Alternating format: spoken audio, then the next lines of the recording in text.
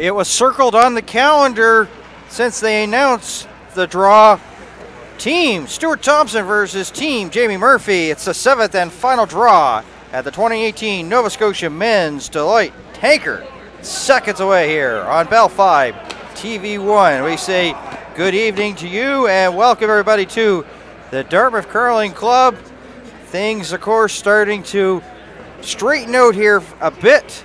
Murphy and Stevens 4-2, Dacey 4-2, Kendall and Stuart Thompson at 3-3, and as we say, 7th and final draw here. My name's Dan Hobson, joined alongside here by Liz Garnett.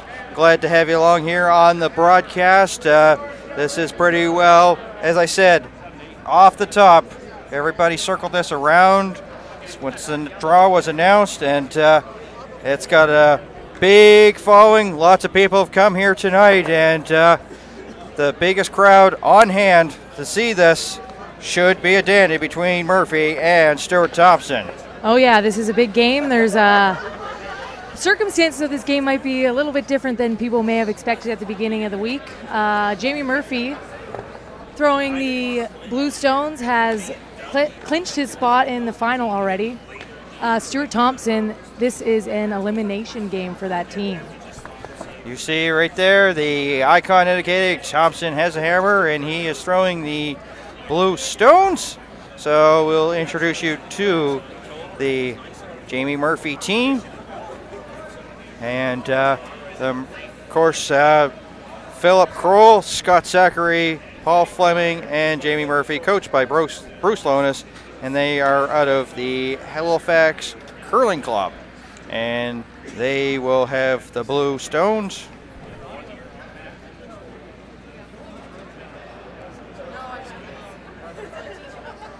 So we'll also talk about how the teams are doing so far here as we're into the final draw. And here is the Stuart Thompson team out of the Dartmouth Curling Club. The lead is Taylor Ardeel. Hi, Lynn. Hope you're watching back in Okotoks. Shout out to Lynn, number one fan. Travis Coulter, Colton Steele, and Stuart Thompson out of the Dartmouth Curling Club. So had a chance to meet the participants here in this one. So as we said, Murphy sitting on top 5-1, Stevens 4-2, Dacey 4-2, Kendall Thompson 3-3, and Stuart Thompson 3-3. So must-win game here for Stuart. Yeah. I'm noticing a pretty aggressive strategy right off the bat here. Seen this like last night. Of course, all of a sudden it was make hay. I called it Thursday, and big scores in the early first ends, not just the casual play of, oh well, let's try to keep it simply stupid. Just basically hit after hit and keep it clean. Not necessarily a story. All of a sudden, as they get later on into the draw, the intensities get up and business picks up. I really thought that Jamie coming in on his first stone, I might see Stuart hit that, try to get his team comfortable with the ice since this is such a big game for them, an elimination game as we said. But he just decided to put up that corner guard and he's going for it in the first end. Lots of mustard and gas on this one. He's trying to spill the blue. He's going to make the double, but he's not going to stick the yellow. We'll clean things up, and yeah, you're going to see Murphy here go for the peel. Looks like Murphy wants to play a clean end here to start.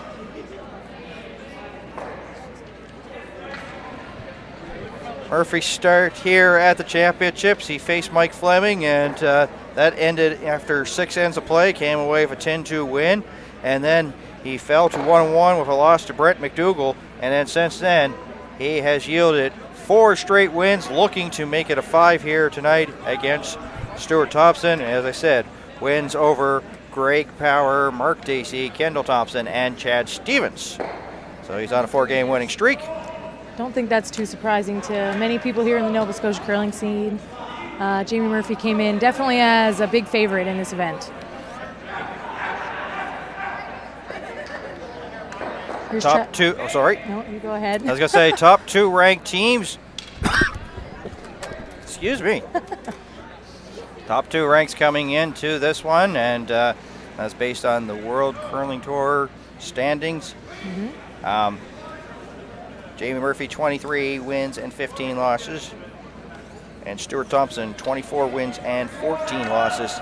And we'll talk about a lot how their regular season and how they've done on the cash spiels and you know, pretty well similar resumes. And as I said, people circled this on the calendar once they found out this draw was going to take place on a Friday night, and they've made plans to join us online and also in person here at the Dartmouth Curling Club, as things are now relatively clean here in this first end. As we said, Thompson has the hammer, and he is throwing the Yellowstones. Yep, both these teams have traveled a lot this year. They've put in a lot of work trying to get their point totals up on the World Curling Tour. Nice close shot there. So you see Stewart's team just trying to keep a corner guard up. Any shot at a 2 that they can get, they will take. They're hoping for a miss from the Jamie Murphy rink here. Either hopefully nosing appeal for them, but Jamie Murphy's a strong team. I doubt we'll see that, but you never know. Well, you said about strong teams, and they are not just strong just in Nova Scotia, pretty well right across the country, as the Stuart Thompson team, 33rd ranked in the country, and not too far ahead is Jamie Murphy, ranked at number 28 in the country. So top 30, when you think of all the teams that are out there, boy, this should be a dandy. Not too shabby. Friday night, where else would you want to be? Of course, there's also other games taking place. Kendall Thompson, Brent McDougall, and that's McDougall having a chance to be a little bit of a spoiler here for Stuart Thompson, or pardon me, for Kendall Thompson, as they play on sheet B, and on sheet D, Stevens and Dacey. It's a big one. Very much, as you say, 4-2, both of those teams, so somebody's falling to 4-3 in that one. That's a game for really a bye to the semifinal right now. If both Stuart Thompson and Kendall Thompson were to lose tonight, both of those teams would play again tomorrow in the semifinal. But if either of Kendall or Stuart win, that's going to determine who does not have to get into the mess of tiebreaker scenarios that is a potential. Bragging rights up for grabs on sheet E between Power and Fleming. Of course, they've been eliminated. Power 1-5, Fleming 2-4. Power hoping to, with a loss, or pardon me, making a loss to Fleming, he'll get his record to 2-5, bringing Fleming to 2-5. Got a pretty bold call happening here in this game. They're not electing to peel this guard. They're going to try to go around it. This is quite aggressive. The big man, Paul Fleming, the new third on this team. Coming around, sits right on it. They will get there. It's about a third open, so Stewart will have access to that rock. Looks like he's just going to try to freeze on top of that, corner freeze. I think we'll have plenty to talk about here. Of course, the women's game, there was like 4 blanks and 1 steal, so there's going to be way this thing looks. If it's going to be aggressive in the first end, I'll probably expect it to be aggressive all the way to end 10, or maybe even end 11. Absolutely. For those that don't know, this is a rematch of the provincial final last year, which Jamie Murphy reigned supreme in an extra end. Also a rematch of the previous year's Dave Jones curling cash wheel. Yep, that's true. So there's no secrets. No. They know each other. No surprise factor. So you saw Colton Steele come a little bit heavy on that stone. I think he just wanted to freeze the top of it, but he ended up pushing that one to the back forefoot. So instead of that yellow stone being difficult to remove, this will be a pretty routine shot for Jamie Murphy. Although it is half tucked behind the guard, so we'll see how this goes for him. Yep, we're going pretty quickly here as we are into the skip stones here. Jamie Murphy without hammer and 1. Kroll light brushing. Looks pretty close. Might be hanging on the center line a bit here. Starting to go a little bit more. Bell past that yellow guard. It's a great throw. He misses the back stone. It's about as good as you can make that. Pushes out the yellow. And here we go, Stewart being very aggressive right back. He's freezing to this back 4 stone. If he doesn't make this, he's going to be facing a pretty scary situation on his final stone potentially.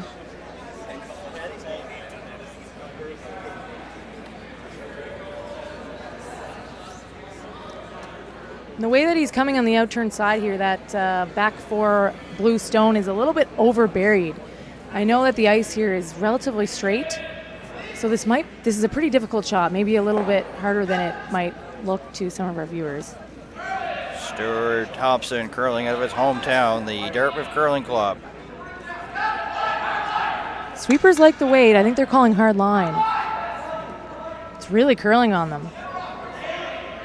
Past the yellow. Bobs back, one of the blues. It's a great shot. Shot rock. Now belongs to Stuart Thompson. So Jamie has no choice but to come back down and pretty much throw the same shot, freeze down corner on that yellow. This is a little bit of pressure here for Jamie, because if he doesn't make this perfectly, if he wicks off at all, Stuart will have a shot for 2 in the first end.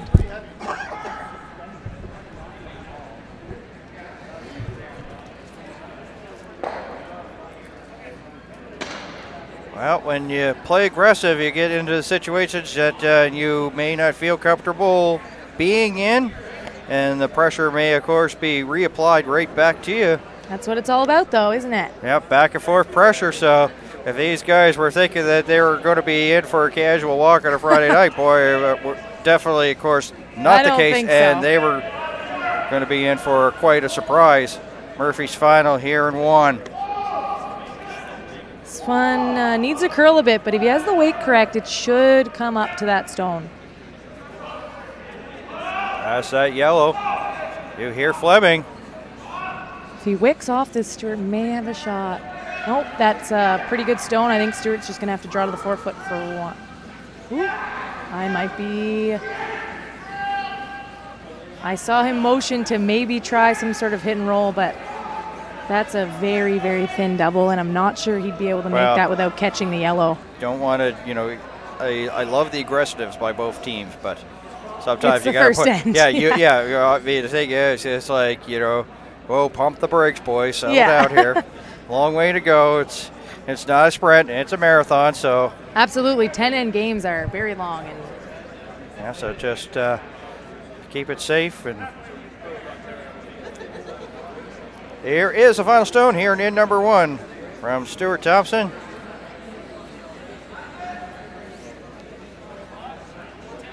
Sweepers are on it out of his hand. Erdeel and Coulter, front end. The line is good. He just needs to be full 4-foot.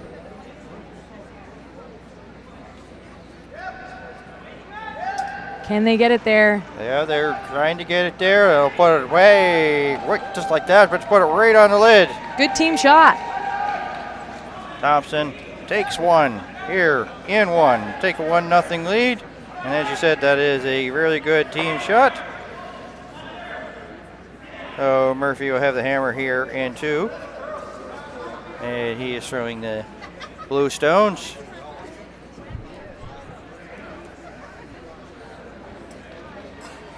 So let's talk about the Stuart Thompson team here out of the Dartmouth Curling Club. It was the Thompson versus Thompson to start things. Draw number 1, high scoring affair, 10-9. Kendall came out on top of brother Stewart. And then in the second draw, Stewart defeated Greg Power to go to 1-1, and then he went to 2-1 with a win over Mike Fleming, then a loss to Chad Stevens, and a win over Brent McDougall, and a loss to Mark Dacey. So pretty well has been a lose. Basically, the only streak he's had going was 2 back-to-back wins over Power and Fleming in the second and third draws. Other than that, it's been a loss, win, 1 in his last 3. So yeah, it's been a bit of a roller coaster for the Thompson rink this week. None of their losses have been blowouts. They've lost in the final end and I think in an extra end against Kendall. So even though they're at 3 losses, they're all been very close games. And if they can somehow win this game and get into a tiebreaker, they'll be right in there with the rest of the teams. Stuart just elected to put up a center guard here on the first stone. Looks like Jamie's trying to come around it, but this stone looks a little bit wide. Starting to come over, Fleming and Zachary. Get on it, brush hard, put it right on the tee, just touching the floor. Great weight there.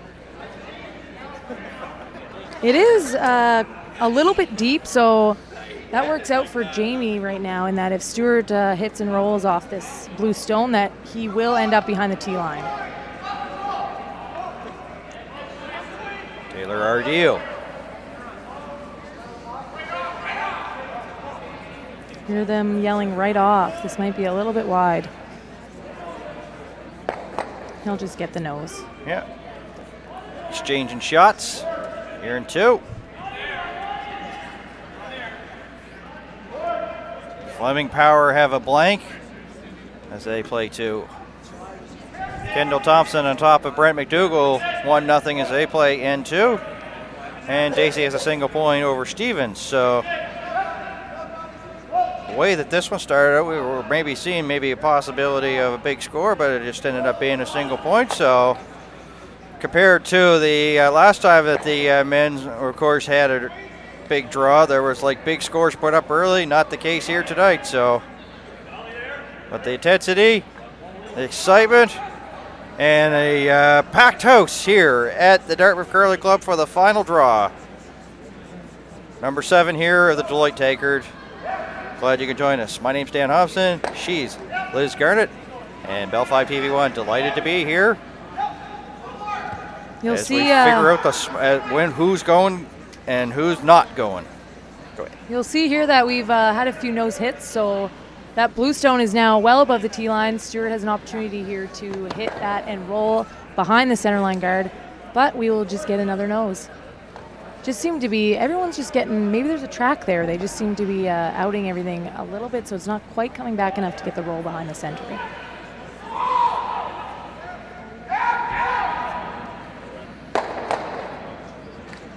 Scott Zachary. Someone's got to get this roll eventually, I think. Fleming and Kroll with their heads down. Sweepers on this the whole way. Yellow card coming up. Are they going to get by? Oh, yes, by plenty in a curling term. It's like they're going to over curl and it's going to come out the other side. Watch the yellow. Blue goes back 8.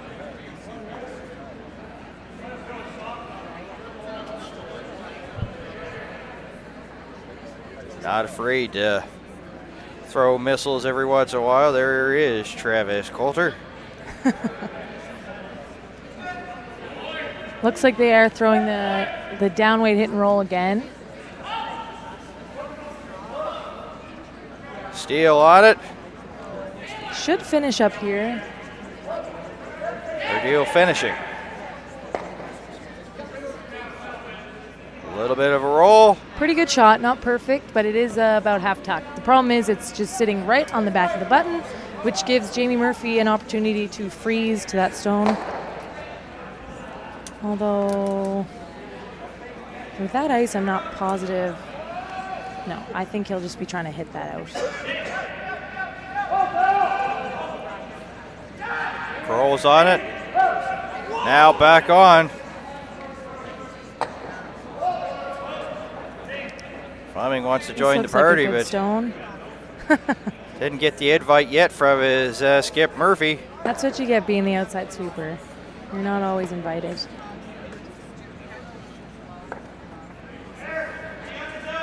Sometimes you come to the party and nobody talks to you, and that's the case that time there for Fleming. Been there, done that, seen that movie.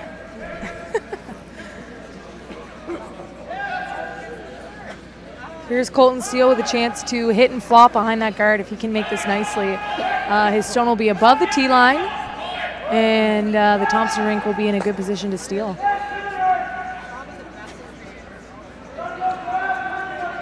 Sweeper's really going hard on this one. Oh, they just got by. And I think, they're not going to remove. Murphy. They're just going to get it out, but he isn't going to stick in the rings. Yep. Bachelor's apartment. It's pretty clean right now. Jamie Murphy's going to be happy with that result. He's going to have an opportunity here to come around that center guard.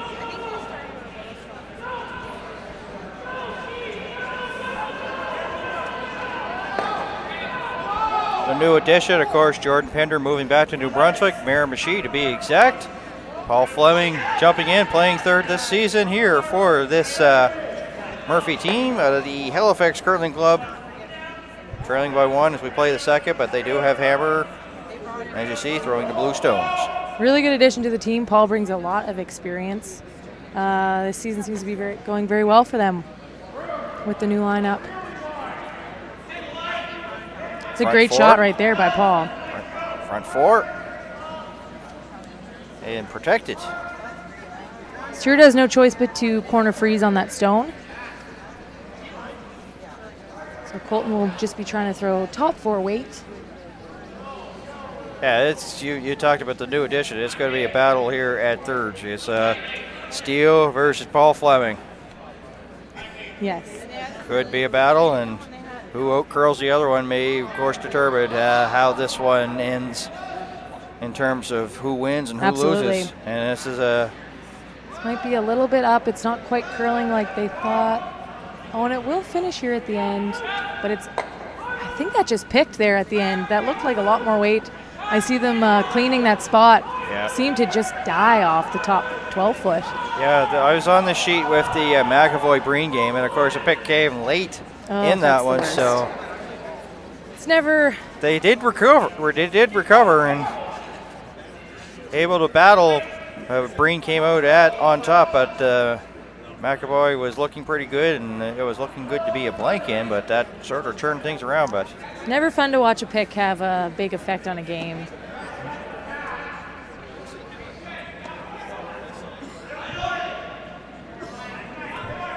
Paul Fleming.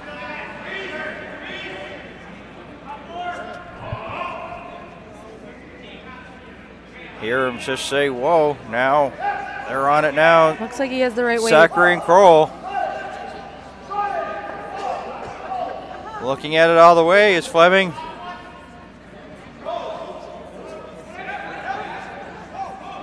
Comes to a stop.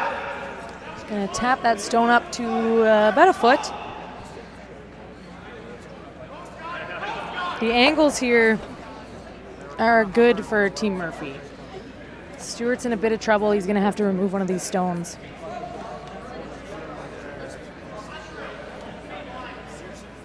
I think he's going to throw some weight at this. Hopefully he can, even though Stewart only has one yellow stone in the rings, he can hopefully hit that blue at the right angle to knock that yellow into the back blue, lose both blues, and sit 2. A little bit of housekeeping done there by Travis Coulter.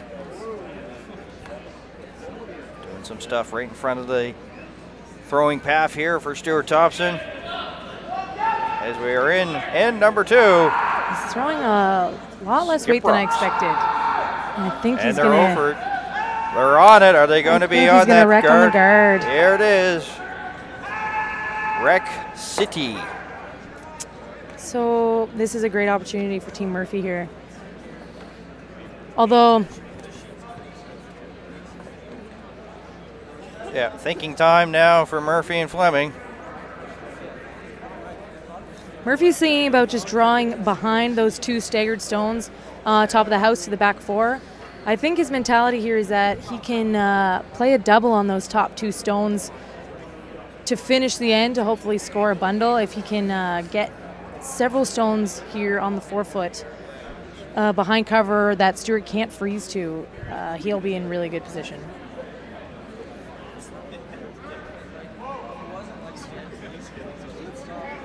At this year, we talked about it, of course, these teams knowing each other, and then, of course, in 2016,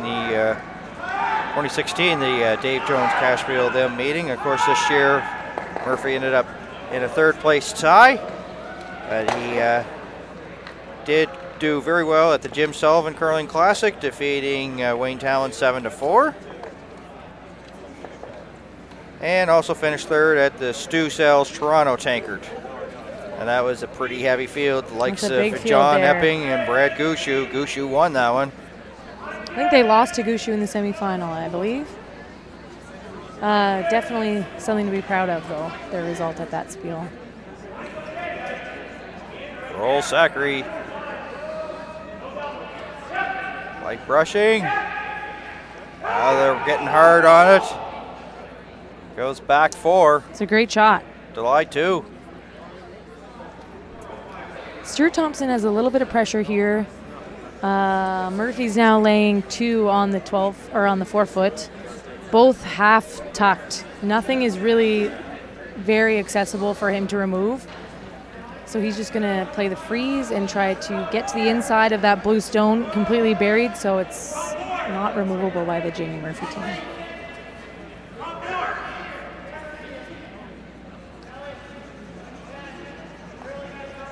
I feel like saying this line, so I'm going to say it right now. Updating sheet E. Your score between Fleming and Power, well, there is none. Blanks in 1 and 2. No score.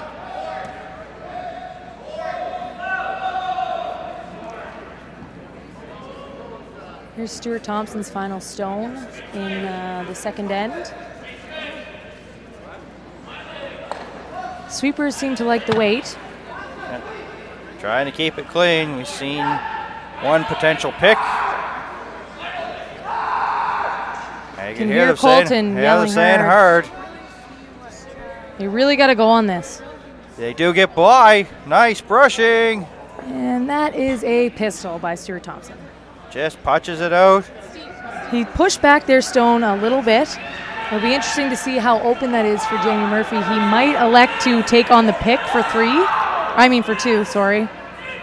It is about, it is almost half open, so that's definitely an option for Jamie Murphy here to just throw a lot of weight, pick that stone out for 2. Ardeel and Coulter earned their pay in that one. Light cleaning, and then they took it, dragged it, and I saw the result seconds ago. Yep, good communication by the sweepers there. It's not always about just your strength in sweeping, it's about communicating where you think the stone's going to end. Well, the sweepers aren't there just to look pretty. You might as well use them, so. Absolutely. So it looks like Jamie will elect to try to pick this out for 2.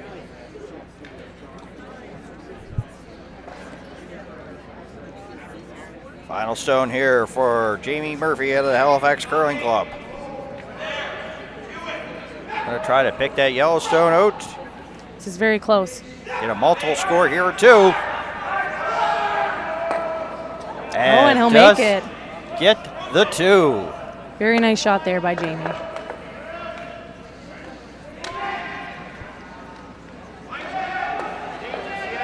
Hitting the number 3. Murphy up 2-1.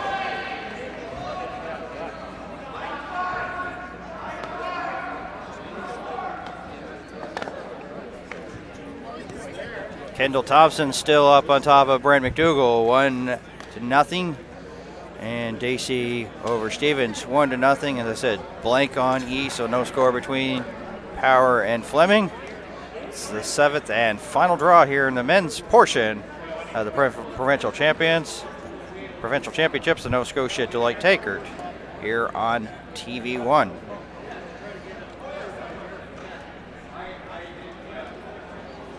So let's meet this Murphy foursome out of the Halifax Curling Club, starting with Phil Kroll, the 39-year-old, 23 years been curling, a senior system analyst, and 2010, 2016, and 2017 Nova Scotia men's champ, 2016 and 17 with Murphy.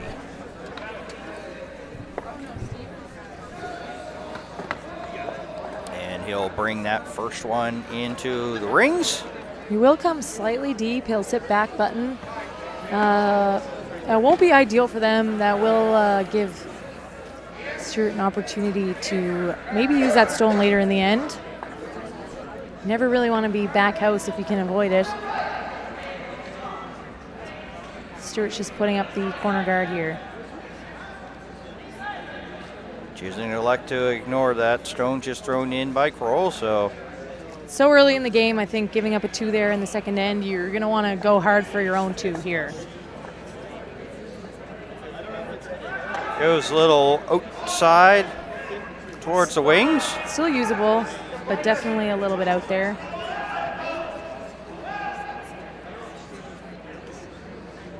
Murphy's just going to try to put a tight center guard here to protect that stone on the back button.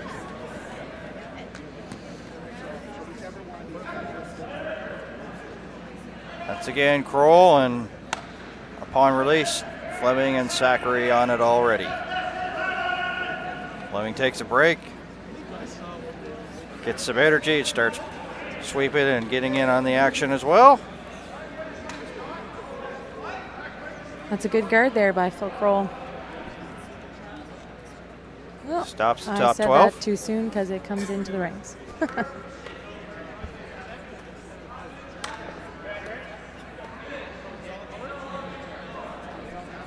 Well, I know they have awards in curling, but they don't have like a best dressed award. But if they did, this team would win it. Love those pants. Always have. I love the pants too, but they're controversial for sure.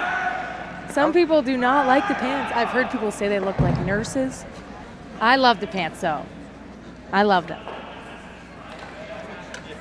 I said, well, the first time that I did see the team, of course, was last year. I was thinking, I gotta get myself one of those. You know, those are nice colors. Yeah, we gotta bring these pants into everyday life.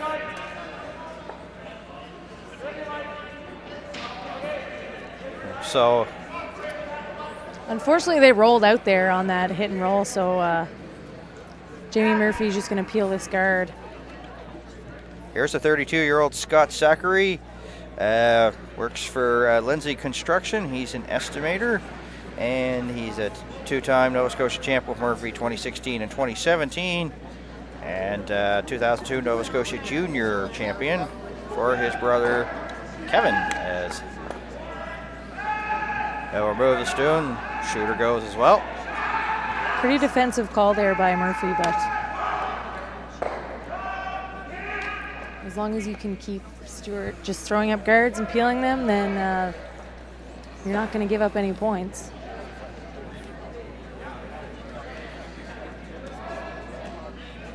Travis Coulter, as we are moving along quickly here on a Friday night here, draw 7, Nova Scotia Deloitte Tankard.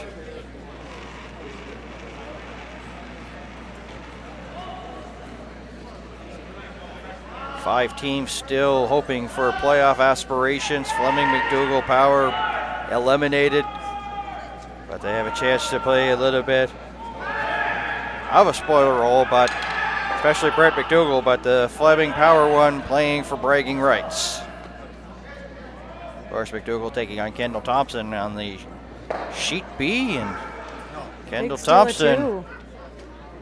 Big steal of 2 over there by Kendall Thompson in the second end, so he's up 3-0 on Brent McDougall. Got it. Scott Zachary with another perfect peel. Yep. Another clean in. Of course, we started off like gangbusters, and here in the third, when you think things may be gangbusters, it ends up being clean. We got excited there for a second. Yeah.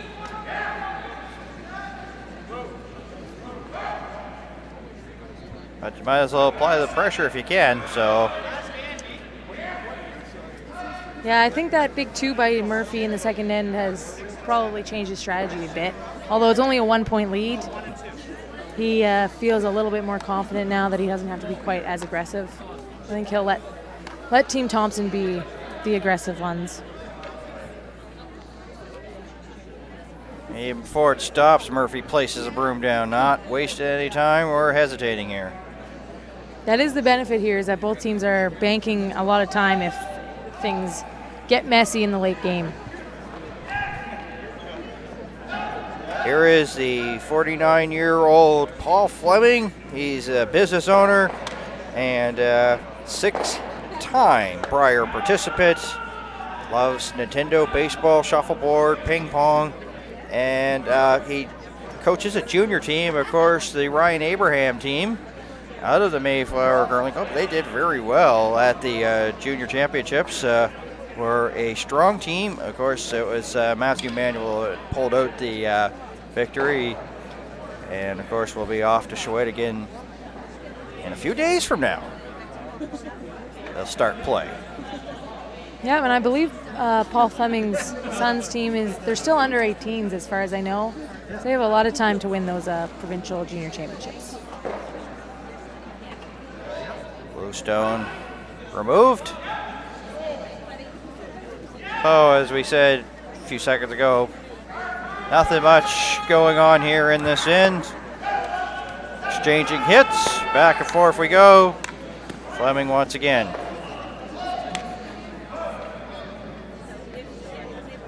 Oh, you could definitely see the importance of this one. The guys are just, you know, any little piece or any something that sort of sticks out that may be a little bit suspicious. They're right all over it, whether it's sliding paths or anything. They're making sure, not taking anything for granted.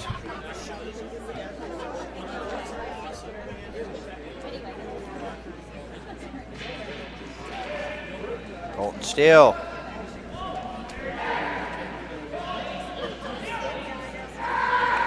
This end moving along pretty quickly, of course, with the hits. What else is not much of a surprise? No. These teams are at such a high level, they're not going to miss these shots too often. Yeah, these shots are probably about as easy as taking candy away from a candy-hating baby.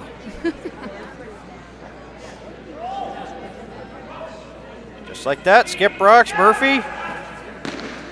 Oh, he slams the broom down. That's may give it away.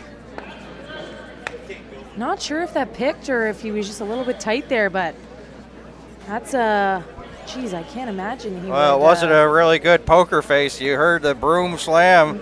Basically out of his hand, yeah. Yeah, it was like, yeah, okay. Yeah, it looks like it picked. The way that they're cleaning the stones, Travis just put his hand down and picked something off the ice. So that's really unfortunate. You never really want to see. You never want to see game changers on a pick. Yep. We were looking at a blank, and all of a sudden, maybe things may change here. All of a sudden, the Stuart Thompson ring has a very good shot, very good chance for two.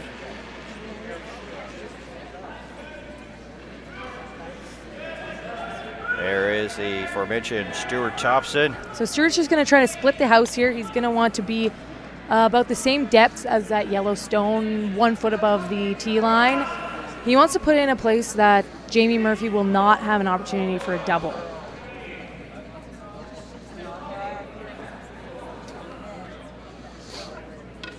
Sweepers like it.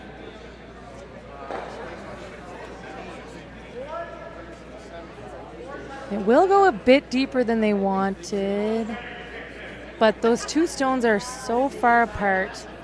Already looking at it, but you said far apart. May not be there.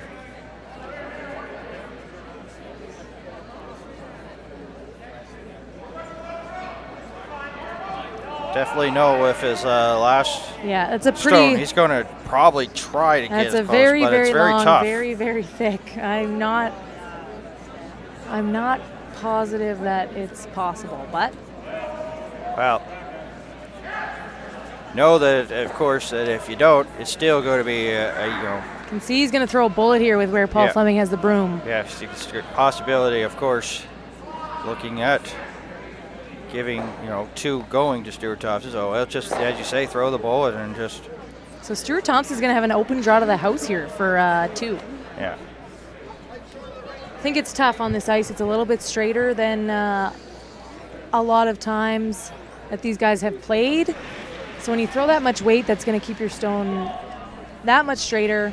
And if you give it any outward motion, it's not going to act the way you want it to. So this should be a pretty routine shot for Stuart Thompson here. And it's a good chance.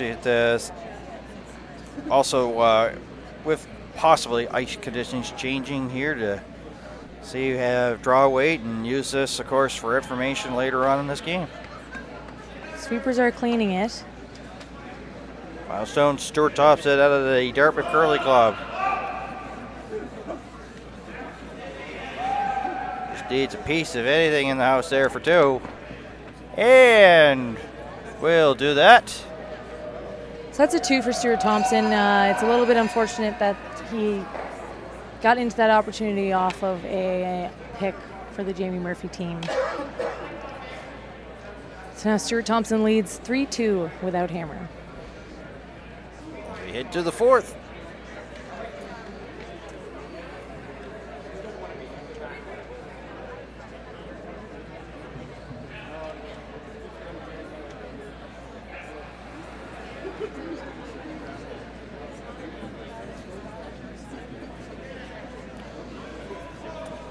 Giving everybody a chance to take a breather because this has been intense. We got off to a really good start. Thompson with a single point 1, Murphy for 2 in the second, and then we were on our way to a blank, but Murphy ended up picking on a stone. Thompson took advantage, getting 2 as we head to the 4th end. 1 and 2 ranked team in their seasons. Murphy, Stuart Thompson here on Bell 5 TV1. Can't think of a better way to wrap up the round robin portion here on a Friday night from the Dartmouth Curling Club.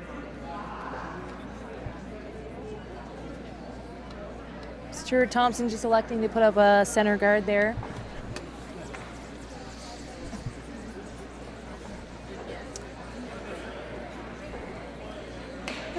Murphy, I think, feels right now that he needs to score a 2, that he would prefer to score a 2, so he's going to put up a corner guard and try to draw play to the wings rather than to the center of the sheet. And Jamie Murphy, of course, the general manager of Odessa in Halifax by the airport, Stanfield International Airport. So now let's meet the Stuart Thompson foursome here out of this Dartmouth Curling Club. Good friends with his mother on Facebook, but of course I'm still an objective curling broadcaster to say the least. This is Taylor Ardeo as we say hello to Lyd once again. 24-year-old ice technician, 2111 Alberta Canada Games champion, 2014 Alberta Junior Provincial champion, and from Okotoks, Alberta. So I'm sure this may be a song that you probably never heard of. Alberta, Alberta. No, I don't think I have ever heard Alberta, of that. Alberta. No. That's all the words I know, so I'm going to stop. That's it. Hey. No, East Coast born and raised over here. Yeah. I just don't remember the rest of the words. Don't even know the artist that does it, so I just actually was at one of the restaurant bars, and there was a guy that was playing. He started singing that song, and then I can't remember the rest of the words. Probably because I was talking to people. So we're definitely not going to have a blank here this end, although I say that, and these guys are very capable of removing several stones at once. But as we stand right now, it does not look like we're going to have a blank. Stuart Thompson, rank here, is going to have an opportunity to, I think he's just going to throw about backline weight, try to remove that blue stone, and sit behind that center guard. Let's meet Travis Coulter, the team second here on the Stuart Thompson team, the 26-year-old, curling for 10 years, project quotation specialist for Grey Bar Canada, two-time Nova Scotia provincial runner-up, 2012 with Mark Dacey and 27 with this Stuart Thompson team, 2014 mixed doubles Nova Scotia provincial champion with wife Julia, and two times Nova Scotia junior provincial runner-up, 2011 and 2012. And as we mentioned, wife Julia curls with Christian McDermott in the Scotties. McDermott really doing very well here at these championships. Really good shot there by Travis Coulter. He's going to perfectly freeze on that T-line stone. Really, without hammer here, it's Team Thompson's goal to shrink the scoring area. As it stands right now, the scoring area is just the button, so they're meeting their goal.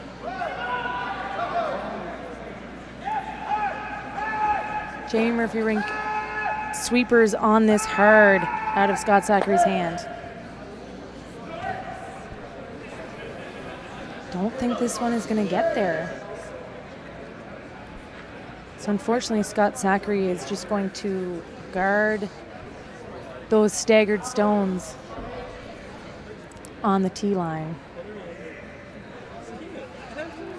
Fleming has 2 as they just put it up in the 3rd in. They play the 4th. Mike Fleming, of course, Kevin Ouellette now skipping that team as they made that lineup change. And the Mayflower Curling Club leading Greg Power out of the Mayflower Curling Club. McDougall's on the board as he's got 2 as they play in 4. 3-2, Kendall Thompson over Brent McDougall. McDougall has a chance for a spoiler. Play the spoiler here. And in the playoff dreams of Kendall Thompson hoping that does not come to plan. So the Stuart Thompson team here, they're trying to drag this one to top 8 foot, just slightly tucked around that center guard. And it looks like it's definitely there, trying to make it curl a little bit. They don't want to leave this in a position that makes it easy to remove both of the yellow stones. But since Travis made that freeze so nicely on that T-line blue stone, Jamie Murphy might elect to just blast things here. Open up the house a little bit since his scoring area is so small right now. Scott Zachary's the guy you want if you need to open up the house, that's for sure.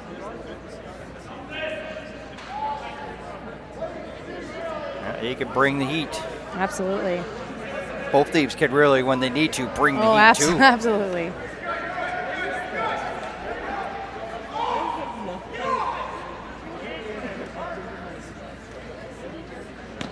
And we mentioned heater possibly on its way here. Here we go. Scott Zachary. Phil Kroll sweeping it here. Yep, making sure. Looks really good.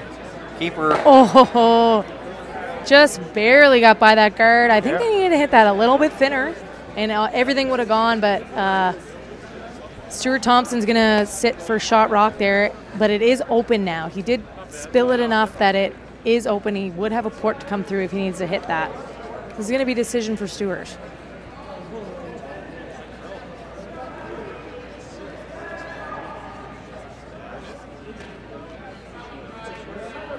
Tap it just a little bit of a burnt stone, so I'll put it right back. Someone must have just kicked that sweeping. That can happen sometimes. Stewart's going to try to draw through that port.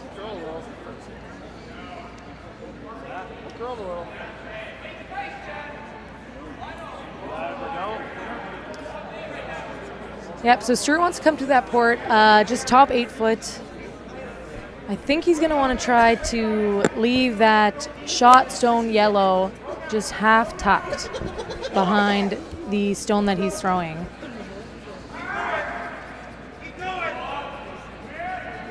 This isn't that easy of a shot. They do have to get between those blue stones. Colton Steele, the 25-year-old, 16 curling years of veteran experience, commercial banking analyst for Scotia Bank, 2015 Nova Scotia provincial champion with Team Glenn McLeod, 2017 Nova Scotia provincial runner-up with this current team, two-time Nova Scotia junior provincial runner-up in 2013 and 2012, and a two-time under-18 Nova Scotia champ and the 2010 Optimus International gold medalist. So Colton just gets by that inner guard. It was a good job by the sweepers there because that was about a paper width in between his shot stone and that center line blue guard. He will come slightly deep. Jamie Murphy's going to have an opportunity now because that stone came a little bit deeper to freeze right down to that. He also may elect for the double. That's definitely there through that port. Yeah, looks like that's what he's going to do.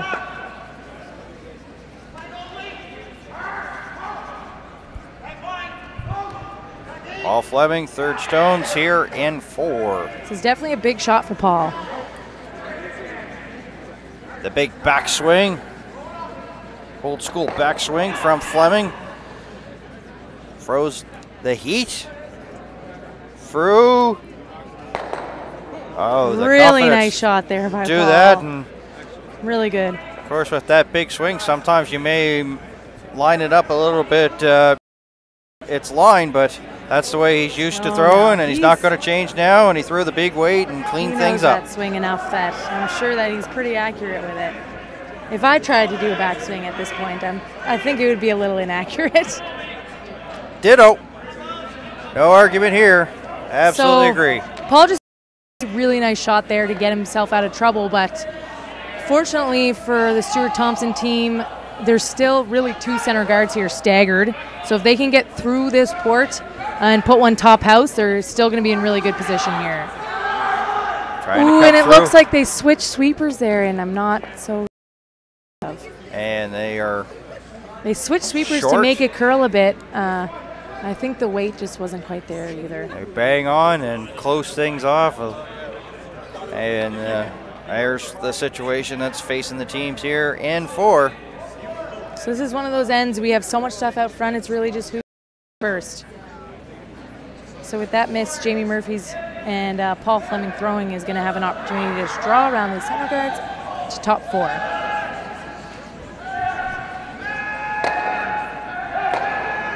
No big backswing this time from Fleming. Sweeper's on it right away. Very much. Kroll, Zachary on it. Oh, and now they're off. They seem to think it's okay.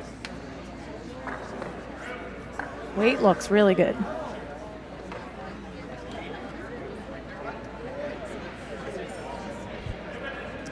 Well, scratch They're that. Try looks to like go it might be coming a bit get deep. it to the back. Was the Thompson foursome.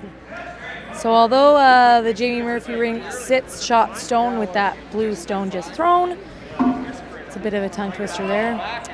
Stuart Thompson will have a chance to come around those center guards to top 4 and outcount that blue rock.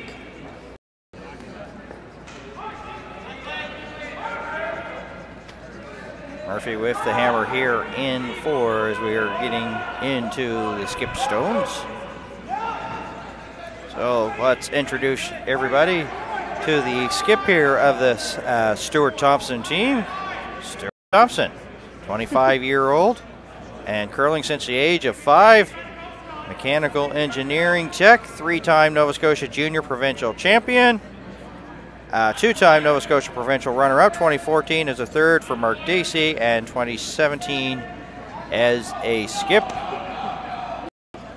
And was pretty well the fashion aficionado to get those great, lovely pants that you see on them. Absolutely.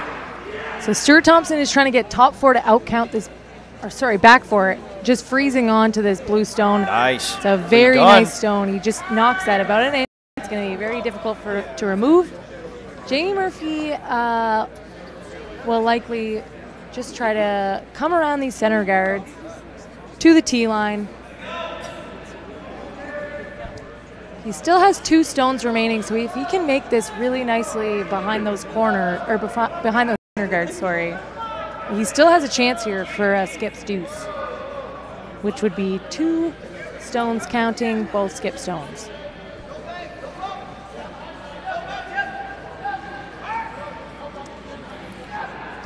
Really needs full 4-foot here, though.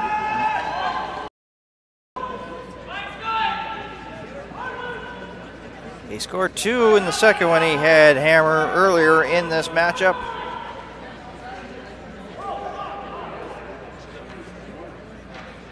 Jamie Murphy from the Halifax Curling Club. And Zachary Coral right on it. Fleming says line's good. Luckily for them, they do have backing at the back 4-foot, so if they're a little bit heavy, it's not the end of the world, although they give Stuart a chance to freeze to that. But ideally, they want to be top 4 here. It's definitely coming to the back. Going to... Wow, that died a lot faster than I thought it was going to.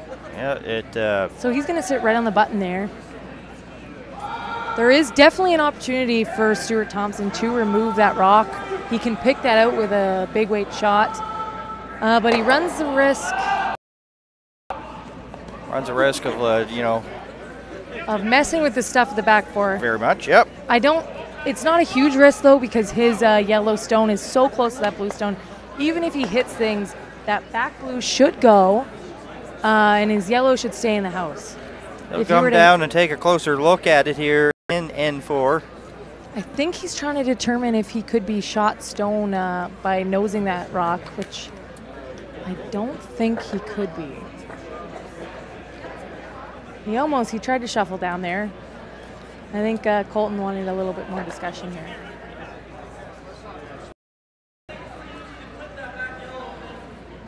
Huh. It looks like they're just gonna try something a little bit less weight. Just try to knock that blue stone back a bit.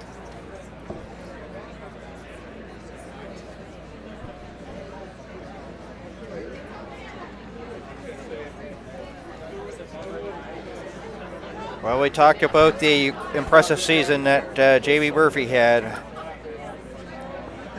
Nothing to sneeze about this Stuart Thompson team here. Went third at the original 16 WCT Bonspiel, second at the Challenge Casino de Chavois, and 2 fifth-place finishes at the Dave Jones and Jim Sullivan, respectively, as he throws his final here in 4.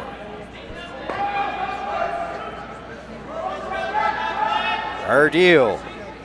Definitely Colter. need to make sure that this stone gets here. Keepers seem to like it. Might need to curl.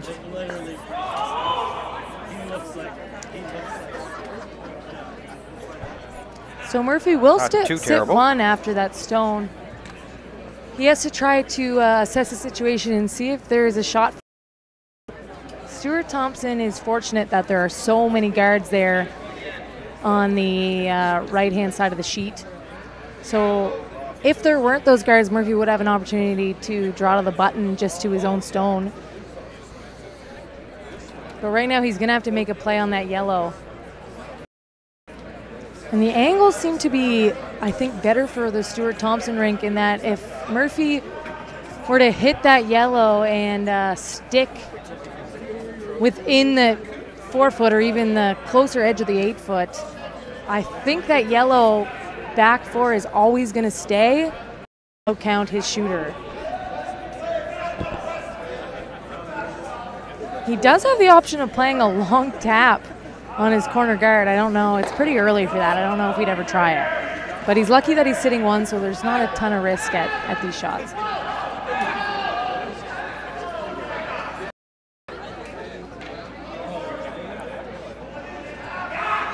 So far the trend has been who's ever had hammer has scored. Thompson had hammer in 1, got a single point. Murphy looks like he is going to try this long tap here on the corner guard. Thompson with the 2-pointers in 3rd. So this is a tough shot here for Jamie, but it's virtually no risk. If he throws the right weight, he doesn't have any opportunity to knock one of Stuart's stones into the house. If he's already sitting one, you might as well go for it. Final stone for Jamie Murphy out of the Halifax Curling Club. They have Phil on it. They're trying to make this stone curl right now. He's right all over that blue one. Can he push it in enough? So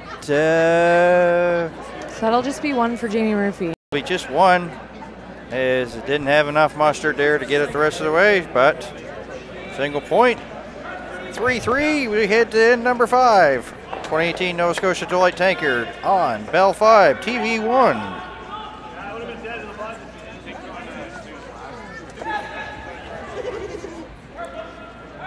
Even Steven on sheet E, up for bragging rights. Fleming and Power. Power came in 1 and 5, Fleming 2 and 4. Teams, of course, basically playing this one out and trying to finish with a victory. Of course, playoffs out of their reach, as we mentioned, Power and Fleming as they play on E. And Dacey on top of Stevens. That's a close contest. Not much in terms of offense. 2-1. They play the 4th. And Kendall Thompson 3, Brent McDougall 2. Keep everybody up to date. Of course, the Daisy Stevens gave 4-2. Somebody's going to fall to 4-3 when that one comes to an end. And this one also has important for playoff destinations for the teams. Of course, Murphy seems to be sitting comfortably at 5-1 right now, so things looking good for him. I believe Murphy's already clinched yes, he has already clinched the final. And although this game doesn't have immediate implications for his team standings, they're always going to come out here and play their best. You want to keep momentum heading into the playoffs. Yeah, with the Stevens and Daisy facing each other, one of those teams is going to go to 4-3. So looks like Taylor Ideal is going to be quite light here on his stone. So they're going to try to drag it as far as they can. They don't want to leave Jamie Murphy with cards. Touch the blue. It's a bit of a miss there, but luckily they dragged it far enough that the double peel is very makeable. If he was kind of hoping that blue would be raised, he got right out there upon that being tapped. Yeah, Murphy's definitely happy there with that miss. He has staggered guards to come around. He's let Steele descend for sure. So we'll see if Phil can get around these guards. Sweeper's on it hard. Line looks pretty good though. On, off, bend the plan. Fleming. This looks like a Zachary. Very good stone. Fleming taking over. Zachary, a few more sweeps. Fleming, as they put that top 4 right on the center line. And it is covered. Just where they wanted it.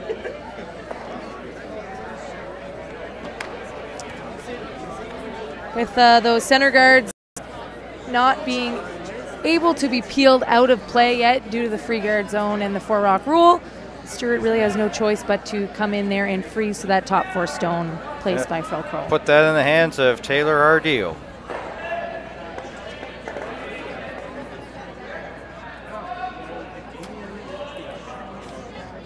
Not much Stone to is really brush hanging out there. Yeah, not much of a brush hang on this one. He will get a piece of it, but he's just going to tuck that stone back even more buried behind those center guards and leave his shooter open. Yeah. There it is. Pretty well. Second shot, but accessible, and we will see that in a couple of seconds.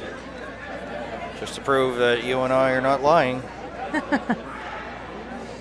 It looks like Jamie's going to elect to freeze a stone right there in the pocket that Taylor Ardeel stone just created. There it is, you see. You said so. If he can manage to get a stone right there into the crotch of those two, the angles are going to be very good for Team Murphy. No, it's not. Scott Zachary says right off and is enthusiastic about it. You've seen it in the background. Looks like it's really going to swing in there, though. Looks good. Oh, it is. Both sweepers on the same side, trying to get it to curl a bit more. And he'll just give a slight rub there to the other blue one, so they'll be sitting 2 here in N5. A 3-3. It's a very good situation here for Team Murphy. He's sitting 2 behind staggered center guards. So I think Stewart's going to have to attempt some sort of bail shot here. I think you're going to see a lot of heat coming down the ice.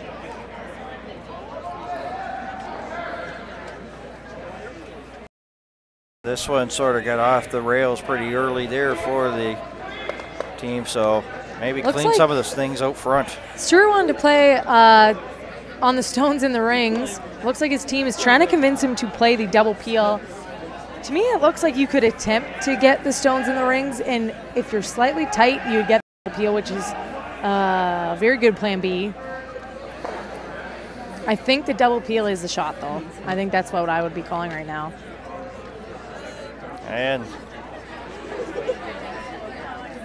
ask and you shall receive, madam. He may just do that. What's the broom down? Just needs to hit the high side of that yellow stone. He should just barely high side. He should get both. And spill his shooter. Travis Coulter. Ardeal's on keeping the line. Ooh, and they're going to hit the wrong side of it. Opens things up, though. Did curl too much there, but Not a great shot, but not a terrible result. Yeah, I call that good news, bad news shot. Yeah. So it's about a half shot. So Murphy this end, he's just going to keep throwing up the center guards. He's in great position there on the 4 foot, those 2 staggered stones. As long as he can keep guarding here, Stewart's going to have to keep trying double peels.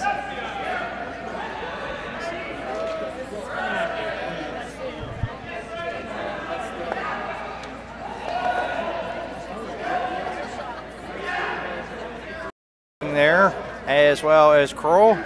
That's a great guard there by Scott Zachary. All right, sitting right on the center line, so It did congested overcurl out front slightly. again.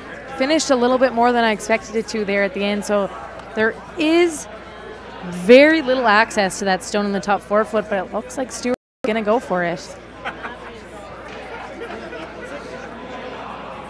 Team talked a bit into clearing things out front. Now he'll bring in attention into the house. The double peel out front is not easy anymore. It looks like they're throwing pretty easy weight here. Travis Coulter.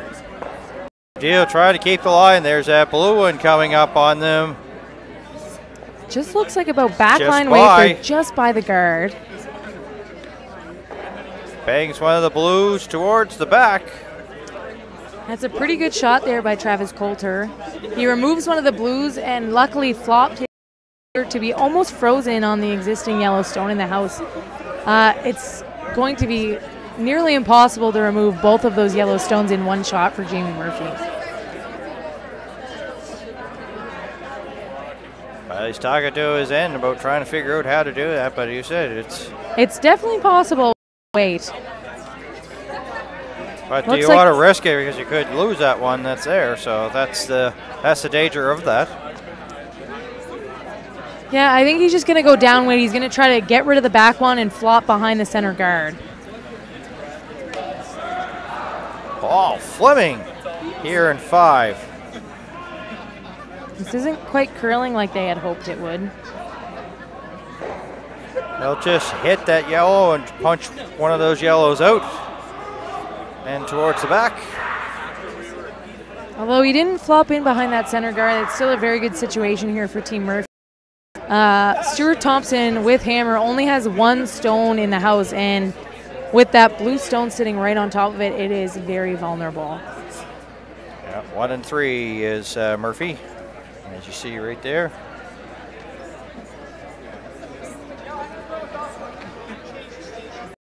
Colton Steele taking some time here before he releases his stone here in the 3rd end, or 5th end, in a 3-3 game between Murphy and Thompson.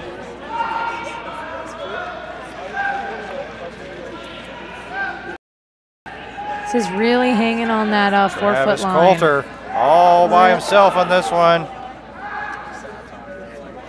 So it is going to finish there a bit at the end. Punches just the yellow back, and he will get that flop to sit 2nd and 3rd shot. Jamie Murphy, it's very close. Oh, I can't tell. Who do you think's closer there? oh boy. Yeah, it's really close. I think it might be yellow. I'm not entirely sure. It's really close. Yeah, this is still learning how to do this and still trying to get those curling eyes on these shots here. So well, the cameras aren't perfect either, so it sometimes makes it a little harder for us. Either way, I think it's close enough that. Yeah, well, when you see a skip with a resume of Jamie Murphy looking over and not sure, then it makes me feel a lot more better. It must be definitely measurable, I'd say. Well, we'll sweat bullets and buckets over this, and then all of a sudden, a few shots later, it won't be all of a sudden here we were sweating bullets for what? That is a very accessible stone, so I'm sure you're right. I think that it would be highly unlikely for both those stones to be in play at the end of this end. I'm going to say blue.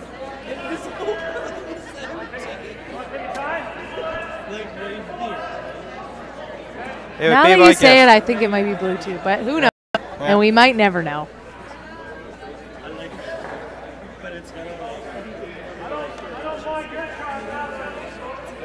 Big crowd on hand here for this one. Big discussion here by the Jamie Murphy team. Paul Fleming's coming down the ice to talk with strategy here. He's thinking about the guard, which leads me to believe he thinks he is shot stone. But even if he isn't, the guard, Stewart wouldn't have much to score 2 here if Jamie threw a guard.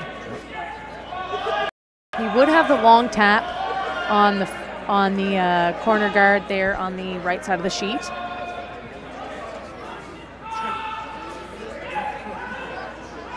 Not sure what they decided on here, but we will find out. And we're seconds away from what their conversation is. They do definitely decided on the guard with that broom tap. Yeah, yeah. Well, the thing is that the Murphy forceps does it really good. It's like they know where cameras are to shield what they possibly can. It's so, but of course, you said they tapped it down, so you know that what they're going to play. So he's going to want to guard just right in between that yellow and blue stone.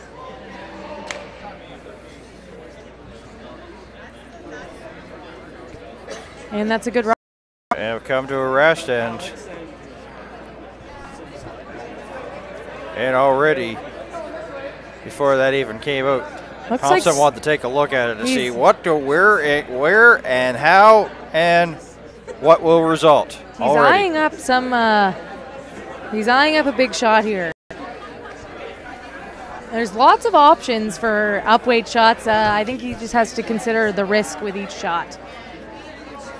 Steele will come down. Coulter's there as well. They aren't taking a timeout, you'll notice, and that must be because they banked a lot of time in those first spoke about. Yeah. Even though it wasn't really the first half of this one didn't really have like hits galore, but like a defensive battle like the old days. But every team, of course, who has hammered has scored. Thompson started off with hammer, got a single point and 1. Murphy with hammer 2, got 2 points. And Thompson got 2 and 3. We were looking at possibly a blank, but there was a pick, and that turned that game end around, and Thompson got 2 and 3, and Murphy a single point and 4. And Thompson here trying to get a score here in 5, but he's looking at a whole mess of rocks here that are in the way. Yeah, I think he's just hoping or wishing that one of those guards around the center line were yellow so he could use them, but any runs right now are pretty high risk. Run back's risky, but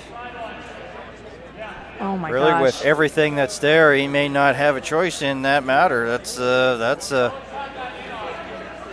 They're so high risk though. That's the reality facing it. Let's see what he decides on. Something with a lot of weight, that's for sure. Might just be trying a double peel. That's definitely a. Might be even trying for the triple peel. Yeah, I think that might be it.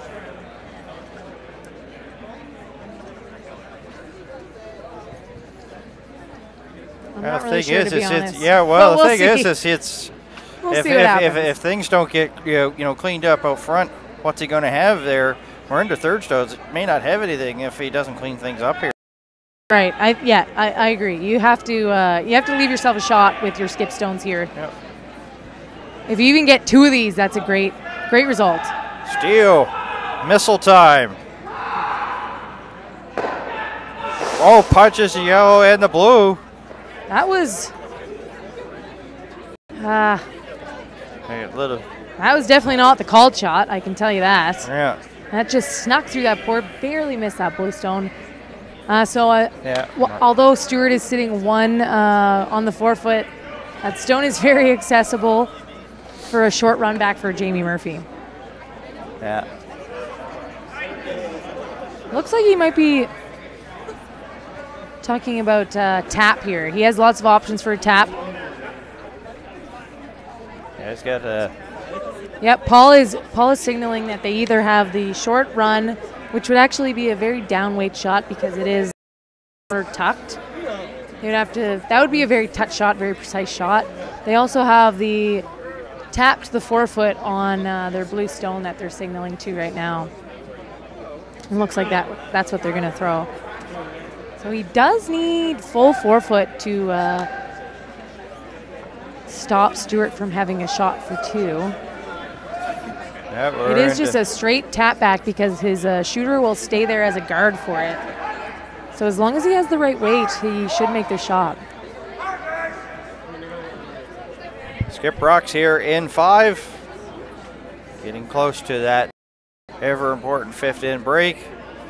Chance for teams to talk about the first half and make adjustments here and see how they're going to play the second half of this one. 3-3 as we play the 5th. Murphy was first of 2. Light brushing. Fleming yelling instructions. The line is very close. Touch the blue. Kroll try to drag it as far as you can. Not quite going to get there for shot stone. Second and third do belong to Murphy, but the shot rock, Stuart Thompson, the yellow handle one, as you see on your screen right there at home.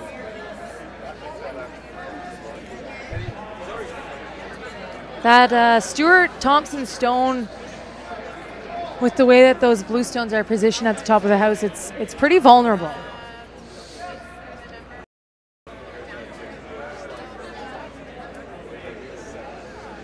I just wish they had mics on. I wish we could hear what they're saying. Yeah, we have one, but of course, with other 3 sheets taking place, sometimes it gets drowned out, and they're also down. They're also down at the other end, so it's like, you know, basically you're going to have to put your binoculars on, and you're going to ask you to read lips. But if it ends up in, looks like Stewart and Colton are talking about potentially guarding the side with their shot stone on it, but they'd be leaving Jamie an opportunity. It would be very tough, but they'd be leaving Jamie an opportunity to guard theirs, and then Stewart wouldn't really have much to score to. He would have this angle tap on his yellow corner guard, but it's definitely not easy. So it looks like they're just going to guard that blue stone that Jamie has an opportunity to raise to knock their yellow out of the house. Stuart Thompson here out of the Dartmouth Curling Club. 3-3 as we play the 5th. As the Americans go into Skip Rocks. Top 2 teams in the province in rankings coming and meeting the 7th and final draw here at the Deloitte Tankard. So it's a good guard by Stewart. That will take away the raise for Jamie Murphy. He's going to have to navigate this port if he wants to get shot stone.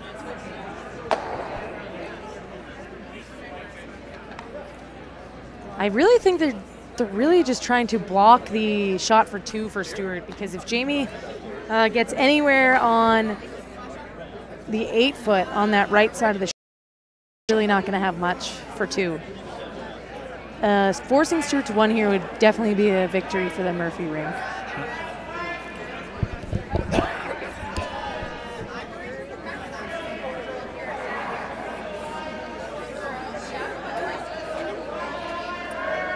Murphy continue to talk. Pearl Zachary making sure that there's nothing that gets in the way in the path of this one.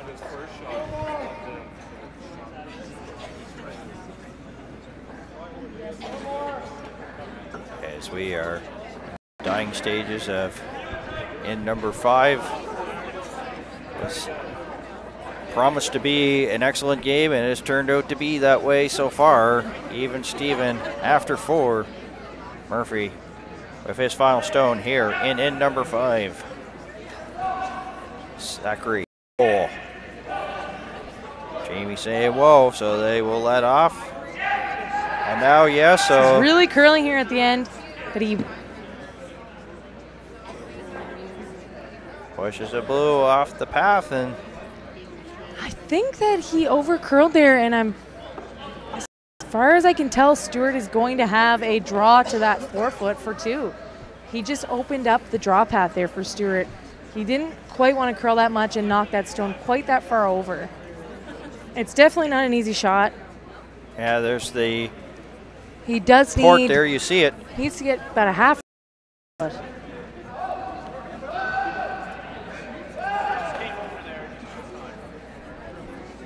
So going to be a really important line call here. Ardeel Coulter may be dragging this one as soon as it comes right out of his hands. As the final stone here from Stuart Thompson here at our curling club. We have a big fan base here in the building tonight. And as I mentioned, Coulter, Ardeel, right on it right away. Thompson with a poker face, looking at it as can they get through? Will it sit in the 4-foot? It will. Just hang on. I'm not sure if it did. I think that might be measurable. I can't tell. We'll see what they discuss. If it's worth measuring, I think it might be yellow in the back. It's tough. The camera angles are sometimes slightly off center, which can mislead you, and I'm assuming because they're kicking these off that is too yellow. And we'll quickly put that score up there. It is 5-3, so it is a 2 as we head to the 5th end break here. Draw number 7, and we'll be back in about 4 minutes with the second half of this one between Stuart Thompson and Jamie Murphy. You're watching Bell 5 TV1's coverage of the 2018 Nova Scotia Deloitte Tankard on Bell 5 1.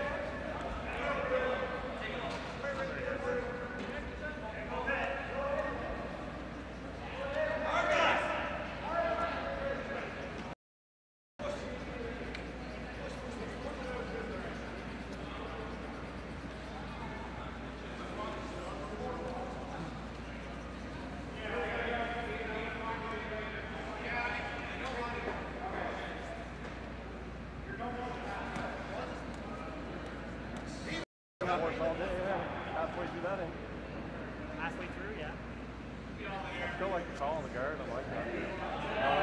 No, too big. I'm going to be I like this. Yeah. Thinking if I made that again, probably triple. And they're very, I overthrow our Tankard.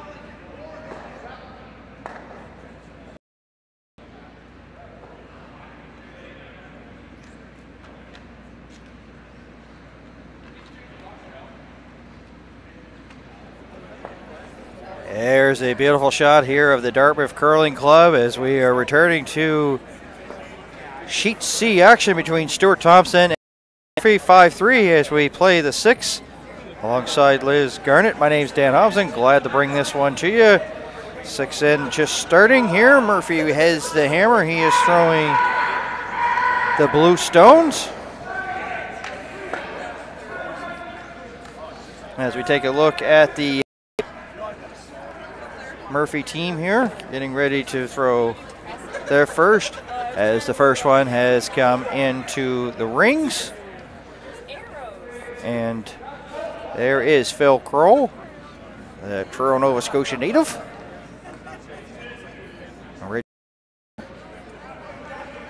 It's a good stone there to start off the end for the Thompson rink by Taylor Ardeel. He'll put it top 4.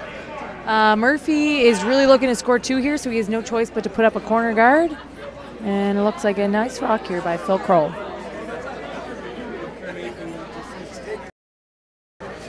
Stuart Thompson's just going to try to throw up a center guard to protect this stone on the forefoot.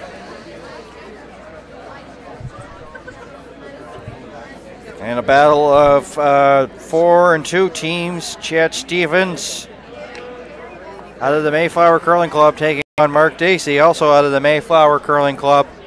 And Dacey on top, 5-2 as they play end number 6. One of those teams will improve to 5 and 2. The other one will go to 4 and 3.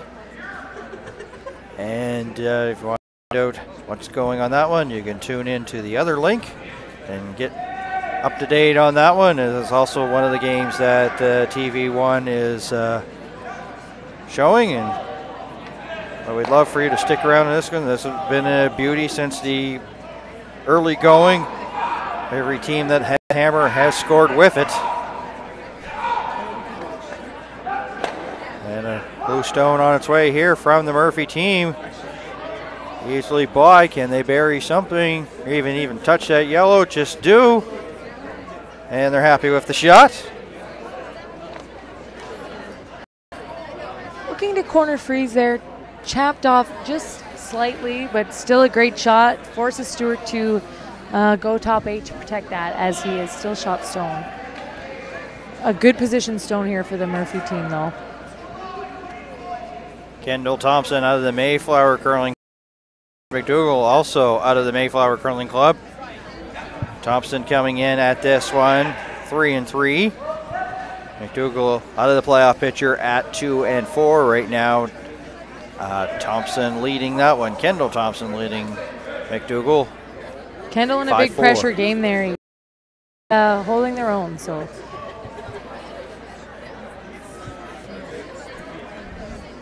Travis Coulter there with a longer center guard.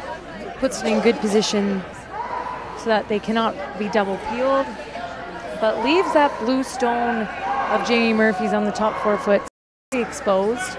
He could make a play on it. if he desires. He might just try to freeze on top of it and keep the angles good for his team, in which case Stewart might be in trouble.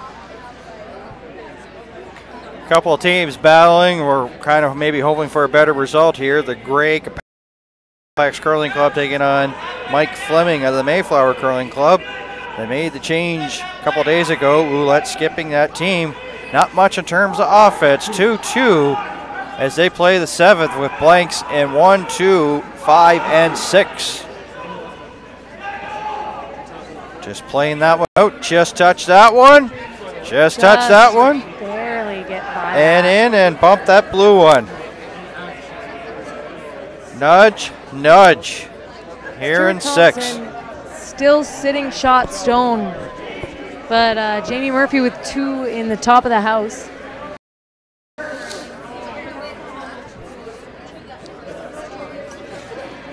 There's a lot of junk out front, and by junk I mean guards. So I think Stewart's just going to try to protect his yellow for the rest of the end. He'll let Jamie Murphy attempt some big weight peel shots, big weight run back type shots.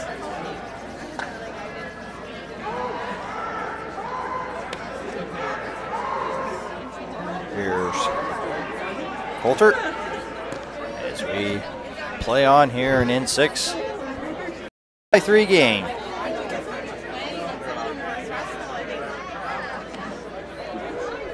By that first yellow. By the second, no problem. Right on the lid of the blue one.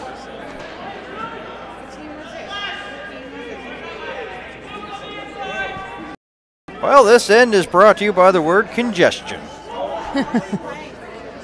Lots in play already. Yeah, only about halfway through the end and almost all stones in play. Yes.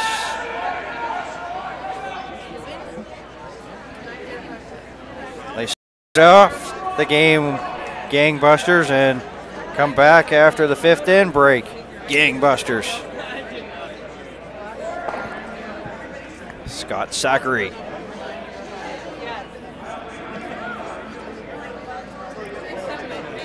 He's just going to try to kind of rejig the angles on the stones in the house. They aren't necessarily good for Team Murphy right now, so I think he just wants to rearrange things. Doesn't want to hit this with a lot of weight. Should only have about back line. Once the yellow pushes the blue onto the blue. Definitely makes things better for Team Murphy. They've got that yellow stone on the forefoot, the shot stone, very vulnerable. Basically, if anything hits those 2 blues near that stone, it's going to be leaving the house, and Jamie Murphy will be sitting 2. Still standing up and waiting direction there from Stuart Thompson. Looking at it. Standing up at the hack.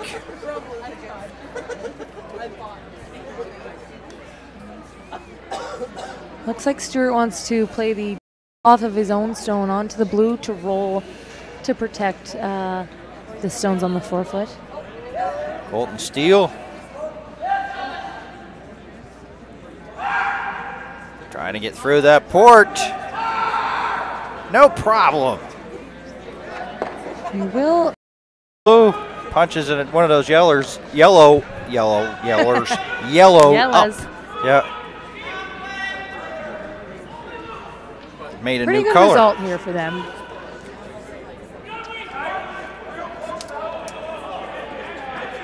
Jamie Murphy definitely has some options here to try himself in a good position to score 2.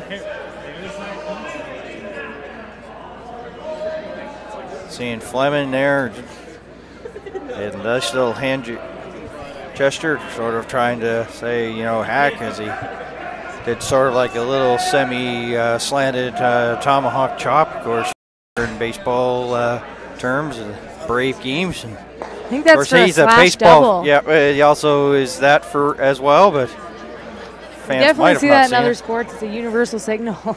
Yep. Paul Fleming.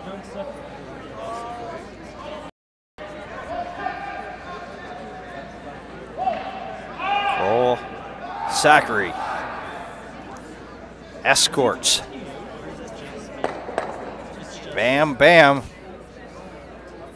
That is not the result they wanted on that throw. He wanted to clip that top yellow, ended up missing it and knocking his own stone out of the forefoot. So luckily Stuart Thompson is only still sitting 1.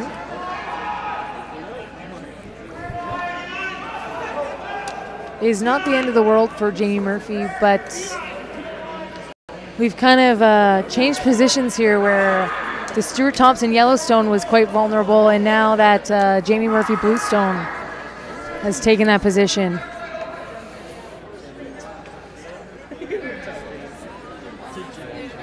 So Stuart's just going to elect to guard here. He's got a good situation happening here in the house. There's so many guards out front. And as long as they can make their guards for the rest of the end, they will be in good position to steal. Jamie Murphy will have a very tough shot for 1.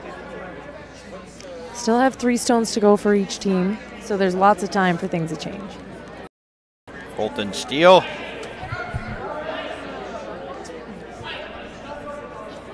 Coulter on it. Now You hear the our sweepers deal. saying it's light. As it slows down, of course, the curl starts to take effect. That yellow one coming up. Easily by that. Definitely a foot length.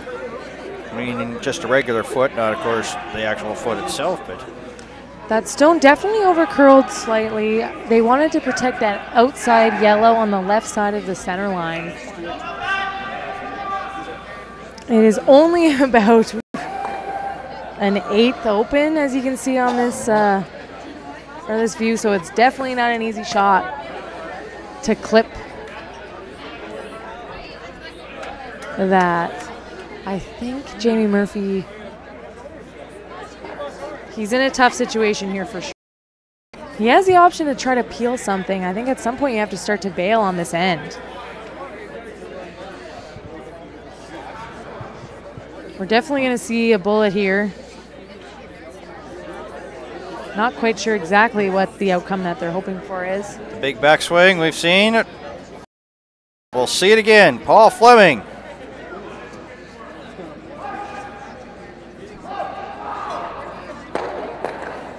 A little bit of separation, bang, bang, bang. Really good shot there by Paul. He may have wanted to clip something in the house, but it's still a great result for his team. With the junk in the house right now, they just wanted to open that up, get rid of multiple guards at a time, and that's what he did. Stuart now has the decision on what side he wants to guard. He cannot guard everything with just 1 stone, so he's going to want to leave Jamie with the toughest shot that he can.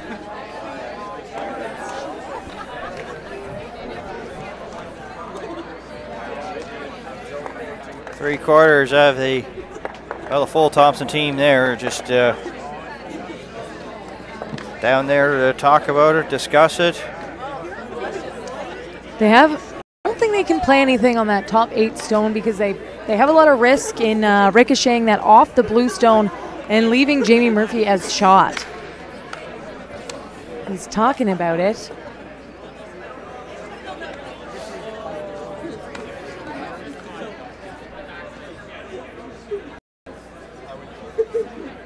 Yellow handled stones, 1, 3, and 4 belonging to Thompson, and one lonely second shot rock of Murphy's, as you see there, folks.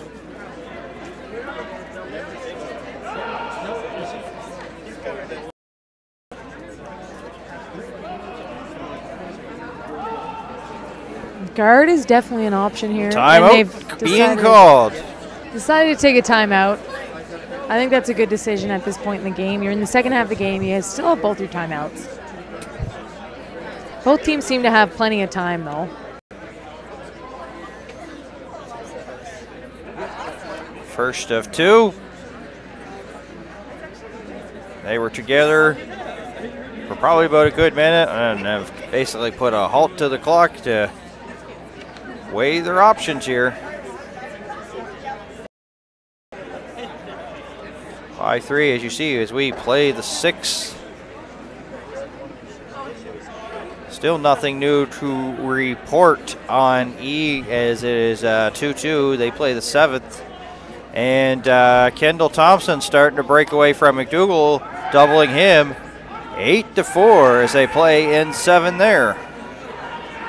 Kendall Thompson came in at 3-3. Brent McDougall just playing it out here on a Friday night, 2-4.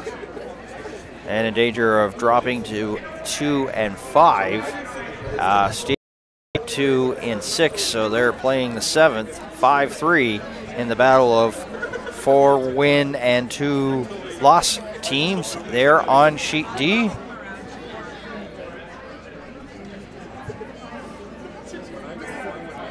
As the Thompson team continues.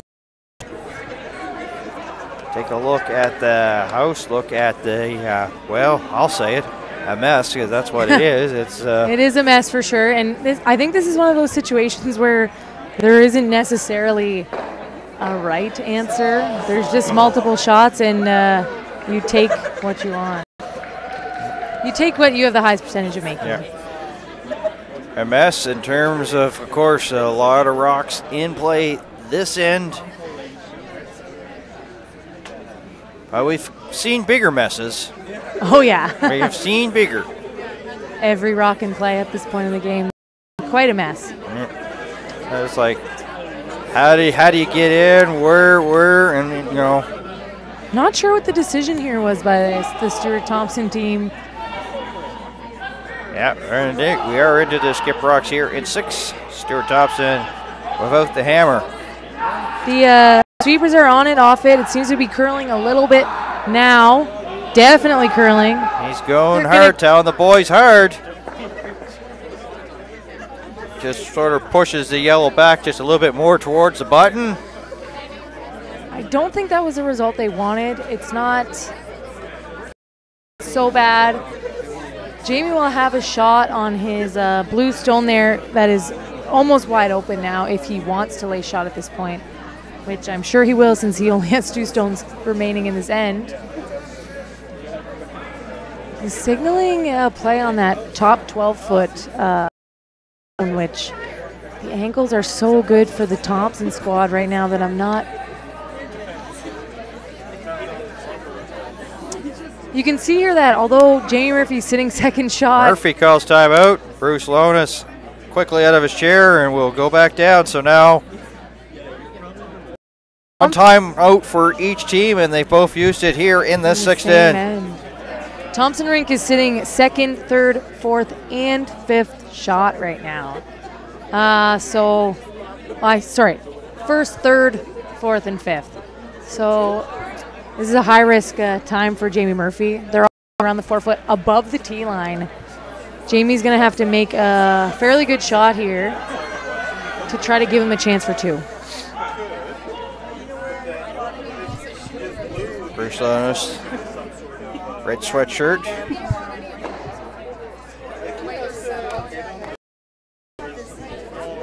Talking things over.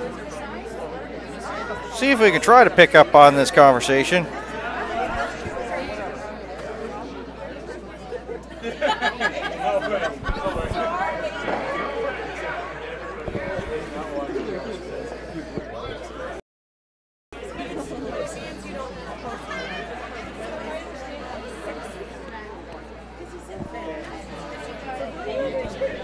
Not really getting much there, Liz. Just can't. No. They just, they're almost like quiet talkers. Can't really hear it, even though the mic's right there. The Thompson Ring sitting just behind them. Maybe they're trying to keep their strategy a secret. Hey! We'll say hello. Of course, the other member there is Billy Murphy. Was a little bit of a lead last year for the team. Was involved in that conversation there. He's the 5th member on this team this year.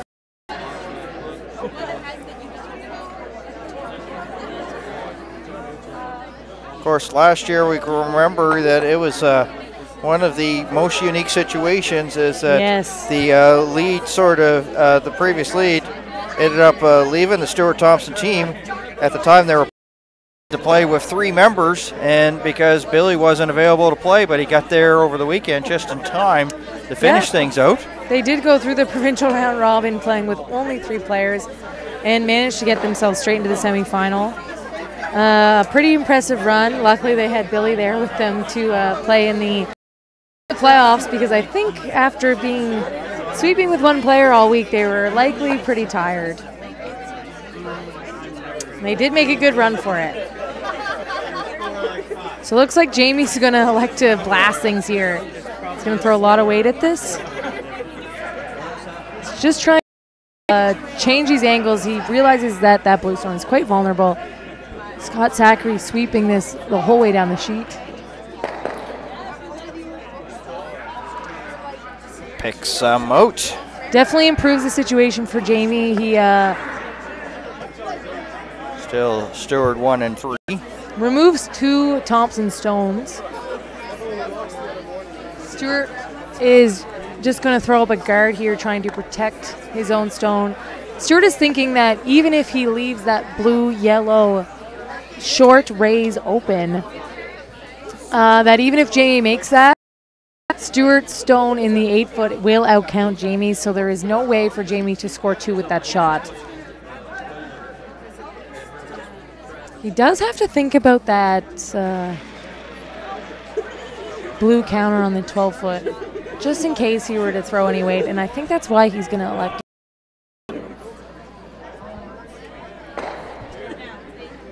Definitely a long end here, and 6, both teams burning out a timeout. I want to use the line, I was well clean shaved here to start this end, and now I need to go for a haircut and a shave, because that's how long this one has gone. Yeah, it has been a Had long to one. say it. Said it before, I'll say it again. If it proves the point, why not? Yeah, both teams start with, I believe, 38 minutes thinking time at the beginning of the game, which is about 3.5 minutes per end. They're each going to have 4 with less than 3.5 minutes. It'll be up there.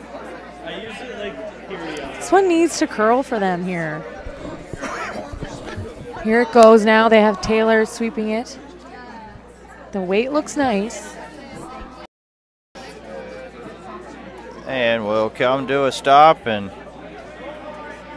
partially covering the yellow belonging to Stuart Thompson and Murphy Fleming. Coming up on last stone here.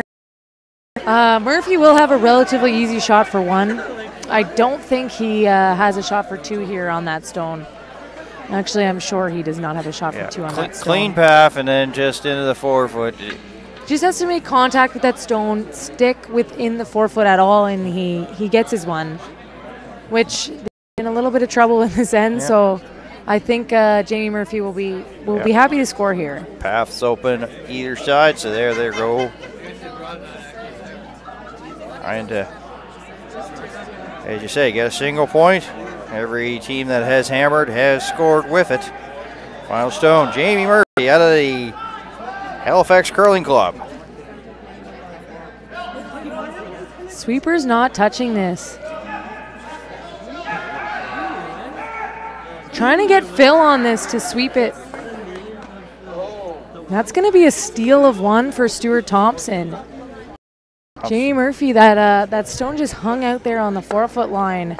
I'm not sure if it was wide or if he just got on a path there, but that's going to be a 3-point lead for the Stuart Thompson rink heading into the 7th end. Yeah, 6-3 as we head to the 7th. So let's see what else is going on. 8-4, Kendall Thompson over Brent McDougall. Kendall Thompson, after a good start here at the championships, and now finds himself fighting for playoff life at 3-3. Fleming now breaking away from power, but not by much, just a 3-2 score as they play the 8. Well played defensively there with blanks in 1, 2, 5, and 6. So Fleming hoping to improve his record to 3-4. And Dacey on top 5-3 against Chad Stevens as they the 7th. As we get back to the 7th here in this one. 6-3 to score. Thompson leading. Jeez, that was a long end, wasn't it? As I said, it was you know, I was relatively bald, and now my red hair is back as well as my facial hair, so it was a long end, as I say jokingly. So Murphy's now down 3 points. He has no choice but to put up corner guards and really try to draw the play to the wings and try to generate a 2. Taylor Ardeel, first stone slightly deep there. It's just perfectly on the tee line. Definitely good enough that they want to protect it, but I think they'll come into the house here. Tuck to the 6th end to get our first steal of the game. They want to put it in a position that Jamie Murphy cannot hit this and roll and still make the double.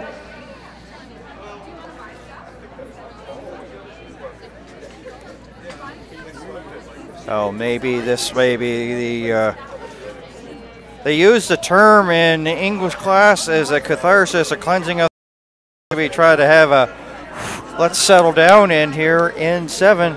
We'll have to wait and see. Gangbusters to start the game in the first end, and as Liz mentioned, a long 6th end. So Phil will remove that yellow Thompson stone, but he will hit the wrong side of it and roll to the open side of the sheet. It's going to give Stewart an open opportunity to hit this stone and still sit 2. And although that back yellow stone did leave the house, it's so early in the end, you always have to keep that in mind that that is a jam possibility stone.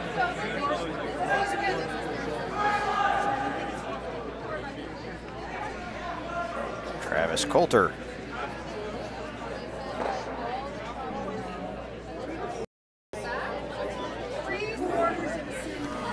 And pretty well parallel of each other there. 1 in the 4 and 1 just outside the 8. Deloitte 2. Stuart Thompson leading and lying 2 in 7.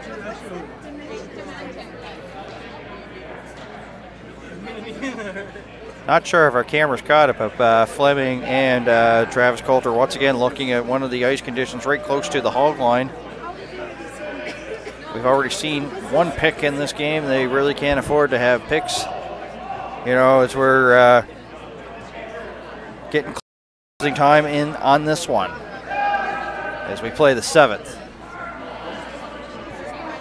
Roll Fleming. Freeze right onto that yellow stone. And Thompson is just going to now remove that blue guard. With a 3-point lead, Stewart is definitely feeling quite comfortable right now. You don't want to get into too many messy situations in the house with a 3-point lead, so he will elect appeal. Ooh. That is not what the doctor ordered. Not what the doctor ordered. Yeah. Oh. And the old wrist shot there from Coulter. He tells you how he feels about that. Been a little bit tight on that. Ended up almost nosing that peel, running it back onto his own stone, and with Jamie Murphy sitting 1 on the center line. And that just goes to show you how much 1 miss can change an end. Even sometimes half a miss, the way things are with these competitors today. Half misses are just turned into opportunities. So door swung open here. Trailing. They're going to try to get behind this guard, use it as a corner. He's very close. Ooh, and they're just going to tick it.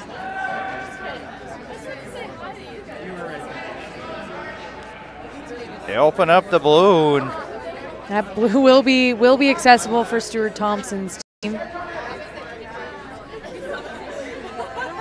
Wow, the port got a little bit bigger here on this shot. You have to be careful here that you don't hit this blue too far on the high side, or else you're going to knock your own yellow out of the house. He wants to hit as much of this blue stone as he can. They're going to want to just down weight on this.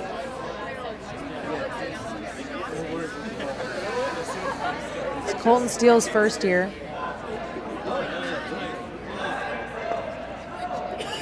Slight brushing here. Ordeal. Coulter. It's like this is hanging out for them. Wow, And it's they really will. bending here at the end. Yeah, they'll just get some of that blue. Will they push it back enough? Yes, they do. Flying 2 in the 4-foot area. It's a beautiful shot there by Colton Steele.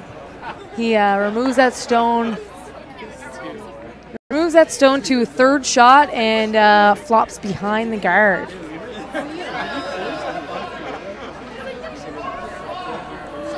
Jamie Murphy really has no choice here but to peel his guard. He knows he's in trouble.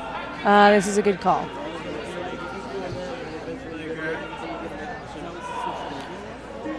Paul Fleming, third stones here in 7.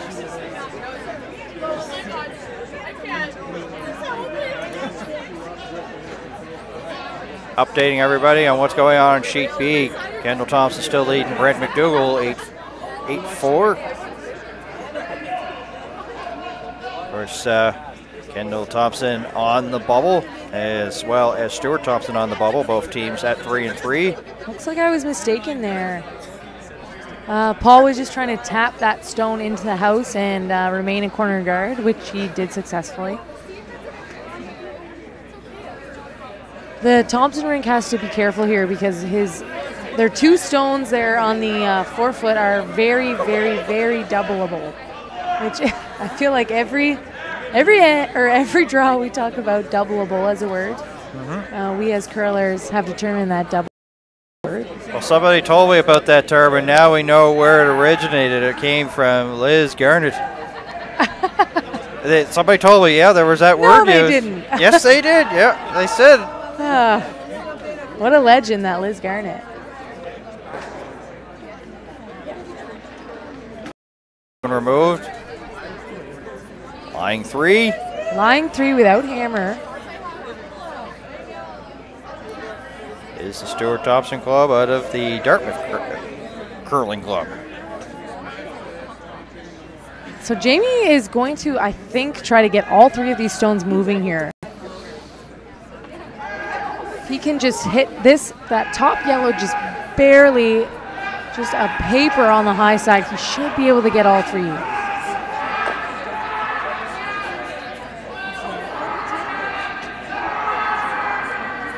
Phil Kroll on it right away. It's really close. Yelling on it as soon as it came out of his hand. Kroll jumped Really on it, as you close. mentioned. Ooh. Very close to making that triple. They do shot stone though. Yep. Back 8. Yellow stone.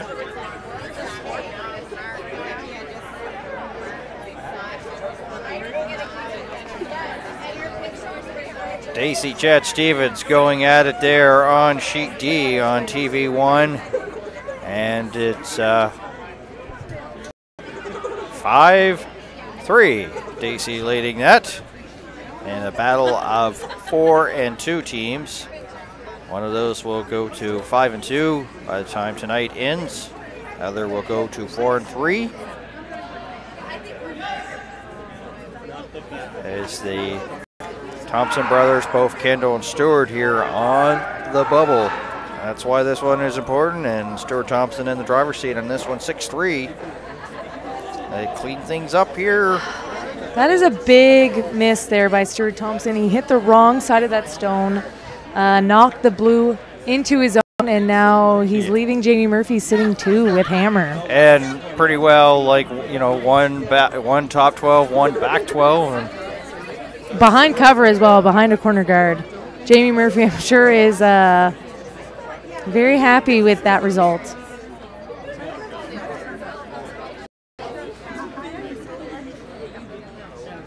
Battle of the Mayflower Curling Clubs. Playoff hopes still alive for Kendall Thompson. 8-4 as they play the 7th, but they're in the skip rocks as Brent McDougall of the Mayflower Curling Club. Throw on its way there in that one. As I said, still Dacey on top of Stevens, 5-3. And while we get a chance here, Fleming on top of Power, 3-2 as they play the 8th low-scoring affair over there. Power 1-5, Fleming 2-4. Here we go, Jamie Murphy attempting to come behind this corner guard to sit 3 behind cover with Hammer. It's a big opportunity for the Murphy squad here. Well, we said it minutes ago. Sweet the wait. Can be harmful in this sport. And you said Stuart Thompson with that miss and trying to take advantage of that opportunity is Murphy. Although he didn't quite get behind that corner as much as he had hoped, that's a good shot by Jamie Murphy. Here comes a pressure shot for Stuart Thompson, to say the least. He needs to freeze that stone. Aren't they all pressure shots, really? They are, but if he misses this, he could easily give up 4. It's just a degree all of a sudden goes up. Yes, the degree of pressure. There is a different degree of pressure, and this DOD, difficulty. This is a high. It's not necessarily a high difficulty shot, but in curling, it's such a mental game that the pressure really can't get to you. So Stuart needs to freeze to this stone to avoid giving up a big end here.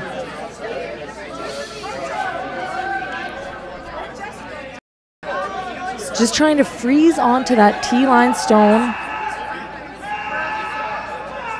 It's not quite curling like they had hoped. Should come up enough. Brushing. Just a little rub. So he does touch that stone back just a bit. The yellow is about 3/4 open. Jamie Murphy may be able to try to pick that stone, but it's very difficult. Talking to his front end, Kroll and Zachary, see if that's a possibility. Now we'll come out and take. He absolutely does have a shot on that, but I think Stuart may have made that well enough to... Timeout called. Yeah, I thought so. I think they need to think about this a little bit more. The angle on that stone is quite good for the Stuart Thompson team. It's not as simple as just hitting it 3. If they hit that anywhere on the high side, Stuart's going to at least remain 1. Maybe Jamie would get 1, but I'm not positive on that. It's the second timeout here for the Murphy foursome here out of the Halifax Curling Club. So they are all out. Thompson does have 1. And you mentioned that, you know, the time is ticking away. Like, this is the 7th at 10:09 and 10:21 left in terms of clock. They should be okay as long as they don't start getting into super messy ends. Well, I think that we probably could be in for super messy ends because we've had 6 and 7. It can sneak up on you quick. 8, 9, and 10. Well, you were saying about like 3-4 minutes per end. Yeah, I think it's 3.5 minutes per end, but don't quote me on that. I think it's a rate around that from others that have we worked with throughout the entire broadcast. So Jamie's got to be careful here. If he hits a little too much of that stone, he's going to give up a steal 1, which in the 7th end, being down 4, that's definitely not good. Analytics usually not in your favor when if it's a 4 or 5 point deficit and you're trying to come back and get into it, but. I've said that, and of course I've had those cardiac kids, as I like to call them, the Fleming team. They'll get down early and get down early by bunch, and then all of a sudden, look, they came around and, you know, turned that around and came away with a victory. Yep. You never know when 3 or 4 ender is just going to pop up and kill you. This is definitely a possibility here for the Stuart Thompson team. For Ouellette versus Kendall Thompson, it was a 6-ender in 6. A 6-pack. Never see that crooked number go up on the board. Well, Fleming and Power are tied at 3. A single point there for Power. Jamie Murphy here, he's going to try to pick this stone out of the house. I think because it is about a third buried, as long as he can just get a third of this rock, he should be able to pick it clean back for blue stone.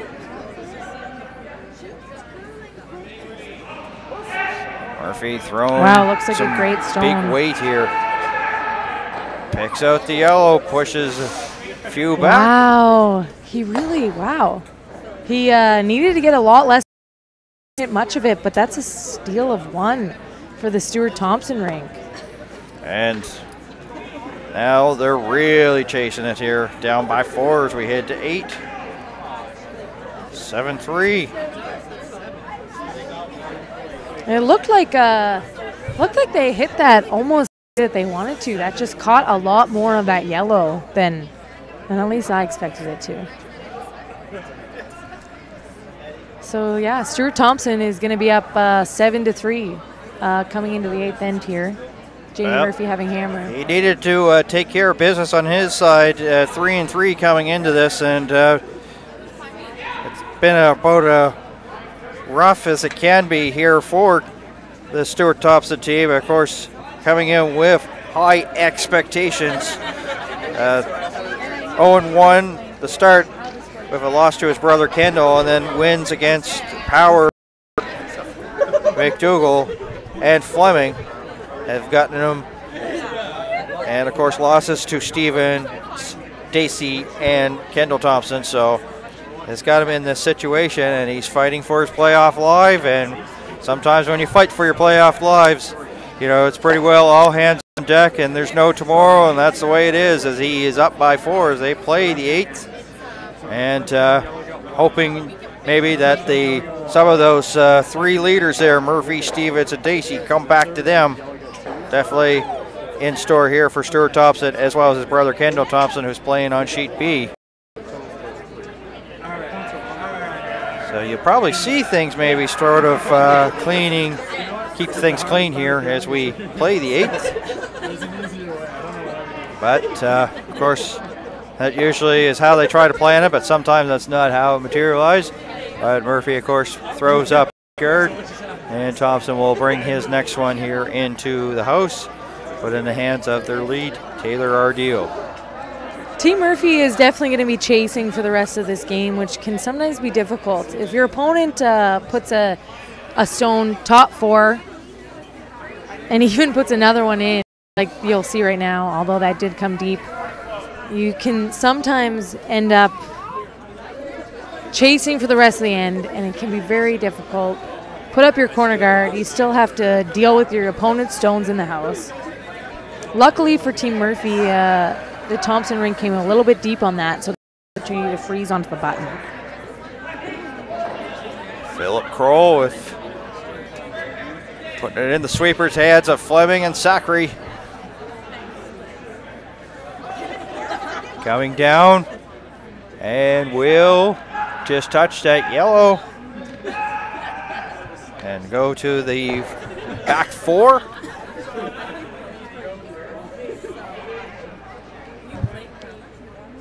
Stuart will have an opportunity to remove that blue stone,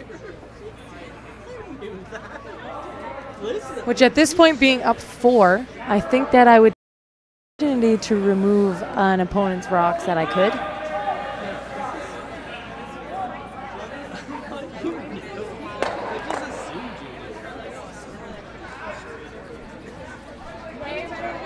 Came in, no, it was a must-win situation.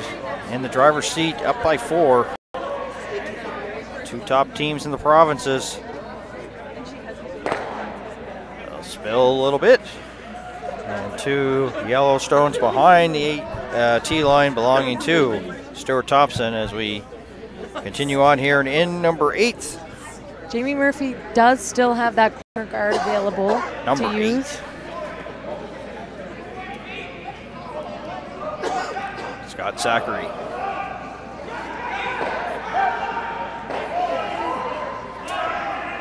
And Fleming and Kroll get on it right now. Just trying to come back down to this back 4 Yellowstone. Just want to tap it back a little bit, change up the angles. Put it right on the lid, bump the yellow back.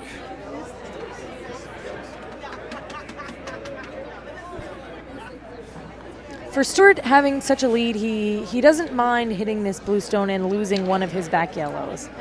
Those back yellows are not helping the Thompson rink at all right now. I was just going to say, they're behind the tee line. Anything behind your tee line, not really any of your friends. And when you're, of course, up, they're not your friends.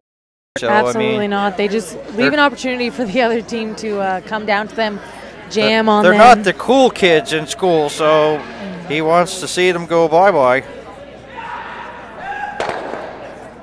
And that's a great shot there by Travis Coulter. Yep, gets a little bit of separation, pulls one to the back 12, and one just sitting there in the front of the tee line, 4-foot area, lying 2. The Stuart Thompson team.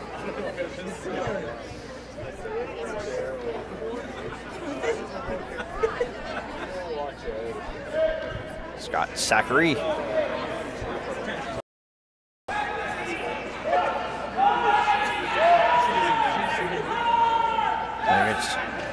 Hear the skip telling them to go hard, and hard they go. Fleming, Kroll. They are just trying to freeze this back 8 stone. They're well by the stone on the top 4 foot. And that is a very good shot there by Scott Zachary. It's very tough to remove with one shot, although Colton Steele's coming up, and we all know that he can throw a rocket. I definitely cannot remove the stone with one shot. Quickly out of the hack, Colton Steele. Her deal, slight brushing. Picks out the blue and beauty by Colton Steele. Also takes out the back yellow, but that really wasn't really a benefit to him, so cleaning things up.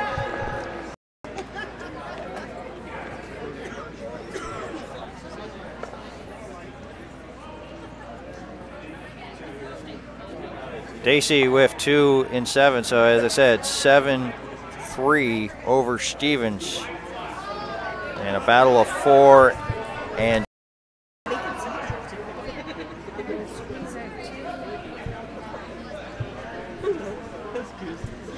So as I said earlier in this end, Jamie Murphy does have that corner guard available, and they are going to attempt to use it right now. They're just going to draw behind this corner guard, try to generate multiple points.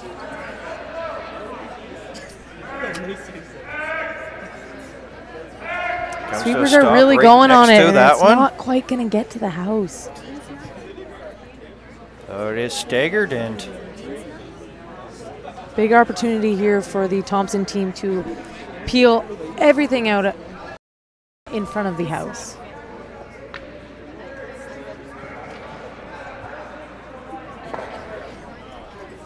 Looking at it,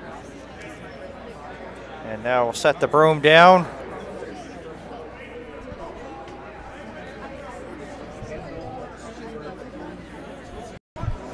And once again, the big weight being shown here. Ardeel and Coulter guiding it. Oh, but they'll just punch one of the blues, and the yellow will stick there, but it'll be out to the side of the rings, out on the wings, as they also refer to it as.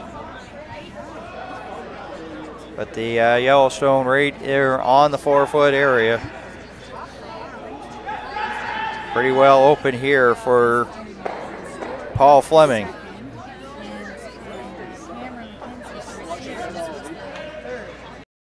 Roll. Right there. Step by step with the rock on its way down.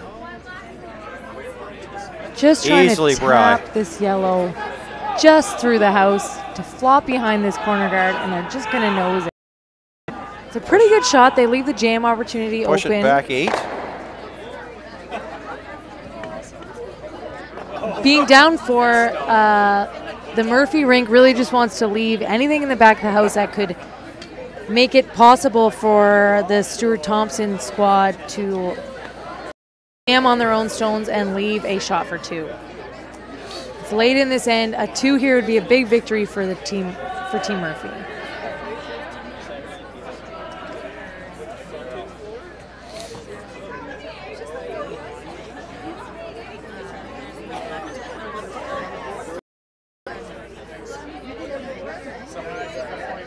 Nothing new to report on the other games taking place, so we'll focus our attention once again here on Sheet C. Stuart Thompson. First stone here. Ooh, and he'll just clip that stone and knock it out, and he gets it. The yellow one lonely yellow one. Belonging to Stewart Thompson, well back of the house. As Murphy will come down and settle himself here in the hack. Trailing by 4.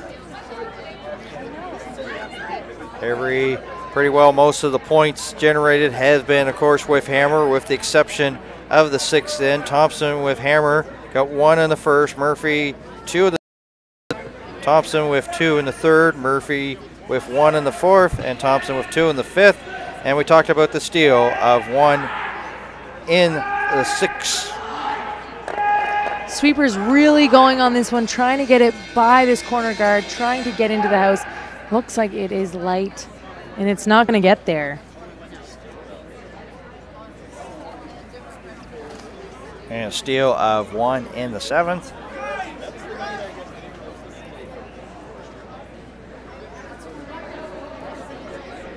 Stewart's seeing an opportunity here. He's just going to try to go top 8, top 12 to guard his stone in the back 8 and force Jamie Murphy to draw to the 4-foot for 1.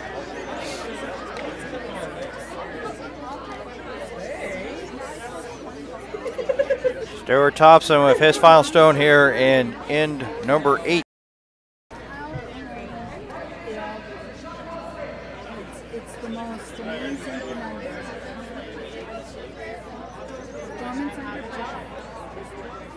Well, Kendall Thompson will move to 4-3 as he beats Brent McDougall. 10-6. The final there. Our first final of the night. McDougall will drop the 2 and 5. And Kendall Thompson improves to 4-3. Stuart will come a little bit deep on his final stone here in the 8th end. He does leave an opportunity for Jamie Murphy to blank.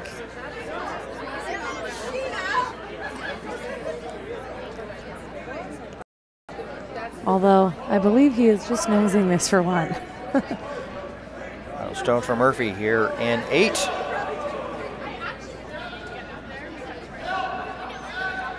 Roll with light brushing.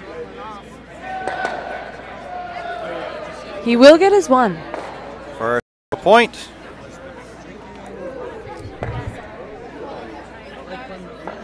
Stuart Thompson hammer as he will head to the 9th. Draw 7, 2018 Nova Scotia Deloitte Tankard here on Bell 5 TV 1. 7-4. Oh, Mark's not taking it. There we go. I don't agree. Screen in numbers. Okay. As we welcome everybody back here to the Dartmouth Curling. Very, well, loud and proud members here tonight at the Dartmouth Curling Club watching the final draw, the 7th here at the Nova Scotia Men's Deloitte Tankard. Stuart Thompson out of the Dartmouth Curling Club. Jamie Murphy 7-4 out of the Halifax Curling Club. And as we said, and you see, Stuart Thompson has the hammer and he's throwing the yellow stones. And as we said, one final already in the books. Kendall Thompson 4-3, now hoping and scoreboard watching the rest of it to see if his 4-3 record will, help keep playoff dreams alive. It's in the fate of course, the other teams. And we're getting to the closing stages, not only the round robin, but the closing stages of the games taking place here tonight. The evening draw, men's portion, coming to a wrap in just about an hour from now. We'll have probably a clearer picture of how things are going to go. With the win by Kendall Thompson there on sheet B, we are guaranteed to have tiebreakers. If Stuart Thompson can pull out a win here on sheet C, it's going to be a little bit of a mess tomorrow.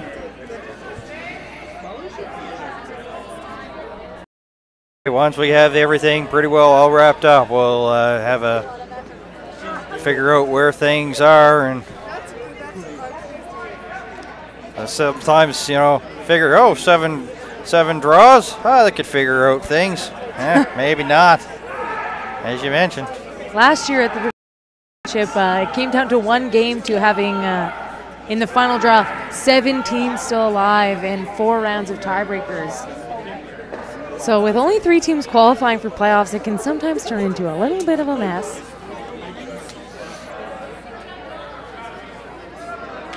Hard deal. Trying to stay away from those 3 stones as they try to come around here.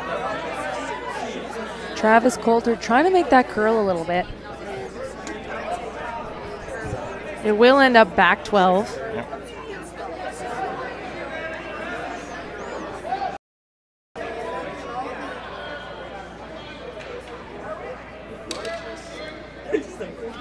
Jamie Murphy is down by 3 points right now, but there are 3 center guards this end. So if he can get a couple sunk into the forefoot there, he will have a good opportunity. Scott Zachary in This one 9. is hanging a little bit wide as well. It does bend at the end. As long as he has a good weight, it should be at least half tucked.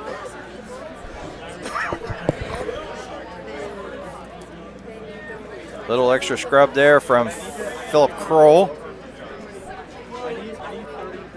But as you see, you're in the driver's seat. You can pretty well peel off these, and that's the task being asked from Stuart Thompson to his team.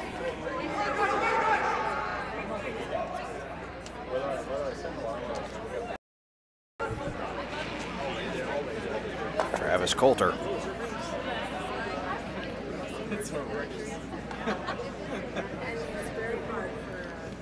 Bang, bang, as the blue goes, the shooter will go out of play as well. Pretty routine peel there by Travis Coulter.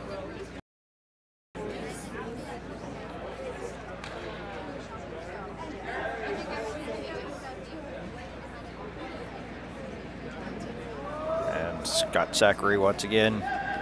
So we're into second stones here in 9.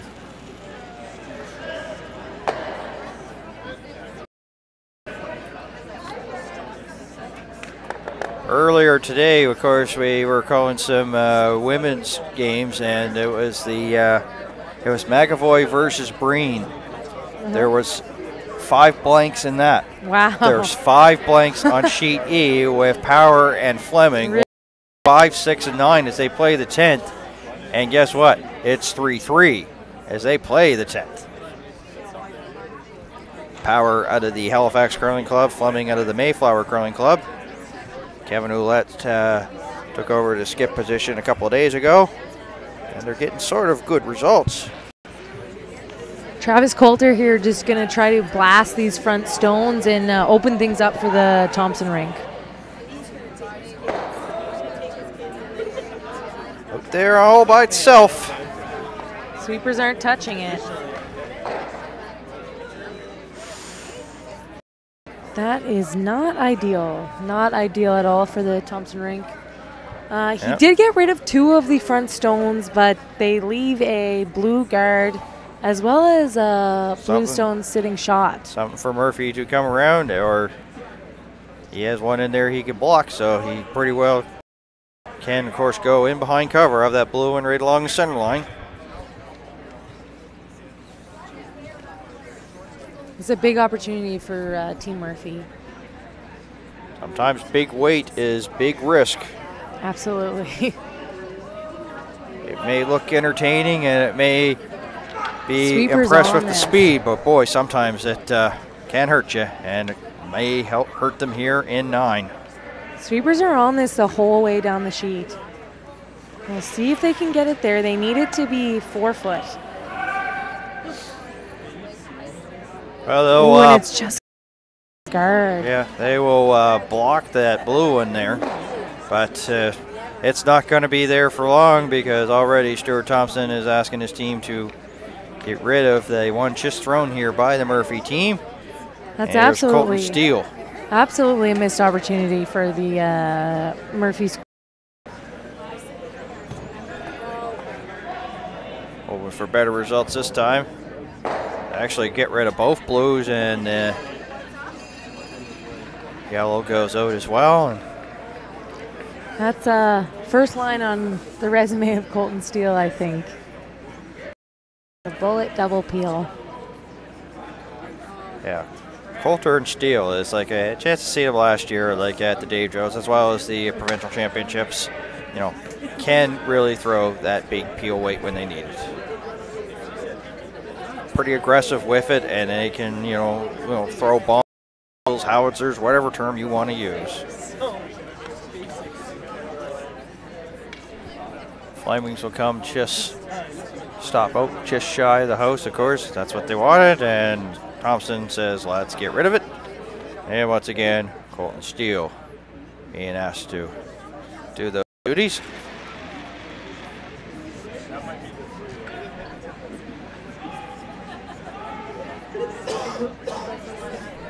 And successfully removes that one, and shooter out. Jamie really has no choice but to guard his stone on the 4 foot. It's very late in the game. With no guards out front, he doesn't have an option to try to generate more than that one on the 4 foot.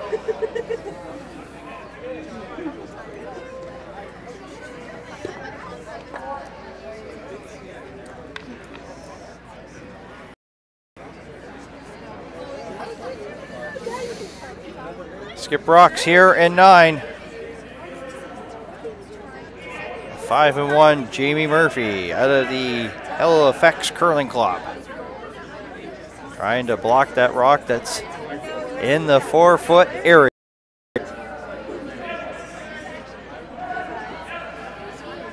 Just trying to guard that stone. It will curl just to the center line, but it does the job.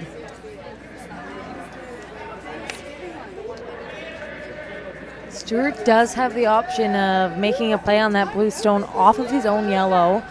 He could also come down there with just a downweight shot, border hack weight, and try to curl up enough to just remove that yellow stone. Looks like he may be going in for the kill here.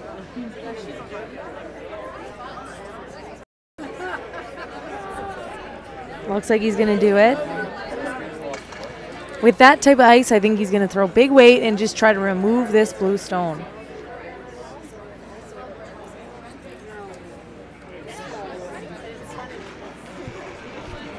They're into skip rocks on sheet D. Matchup of 4 and 2 teams, pardon me, Dacey and Stevens. Both out of the Mayflower Curling Club.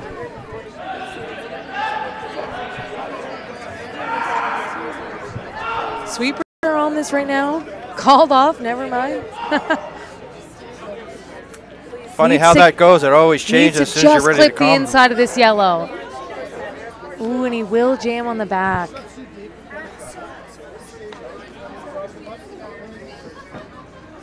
Murphy will have a chance here with Yellowstone and sit to put a little bit of pressure on the Stuart Thompson team. The jam is definitely a possibility here for the Murphy rink as well, just as you saw with the Stuart Thompson stone. If he hits just the right amount, about two that rock, that will just jam right on the back of that 12-foot stone.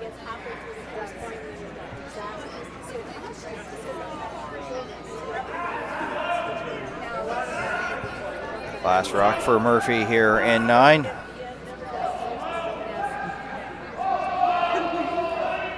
Over the shoulder of Murphy is Taylor Ardeo. Looks very close. He will remove it. Yep, pushes it out. So Stewart has an option of whether he would like to score one here. He has a draw to almost a button for one. It looks like that's what he's choosing. No discussion whatsoever. yeah, he's facing 2, and He has the option of just peeling a stone out here, giving up 1, and taking hammer into the 10th end. Up 2.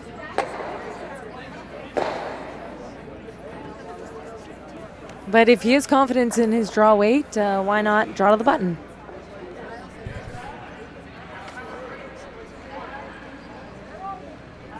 final stone for Stuart Thompson here out of the Dartmouth Curling Club. And as soon as it's out of his hands, the front end of Taylor Ardeo, Travis Coulter, sweeping it hard. Coming off it now.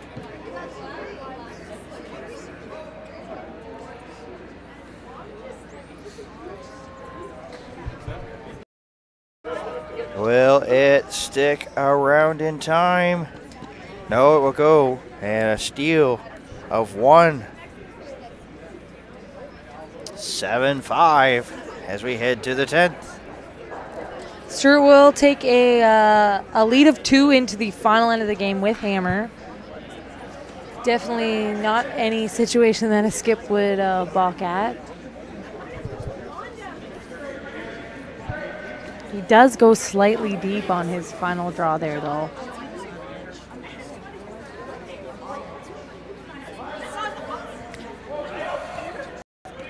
You're going to see in this end the Stuart Thompson team attempting to keep things very, very open, and the Jamie Murphy team trying to generate multiple steal points. So it's going to be a clash of strategies.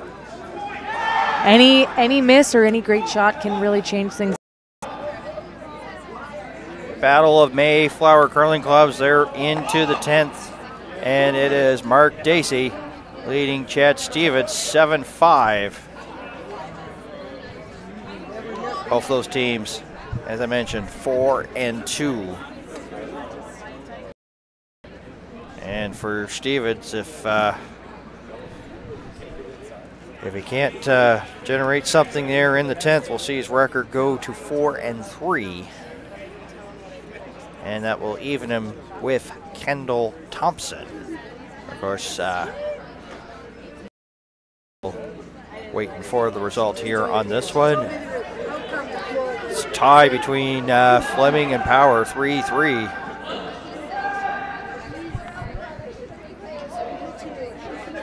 Thompson team attempting the tick shot here. Can Taylor do it? Steele pushes it, but does not remove it, but opens up the rings here. Does push it, yeah, about a foot over. Probably would have liked to displace that stone a little bit more, but it's a really good attempt at the tick shot and does do the job.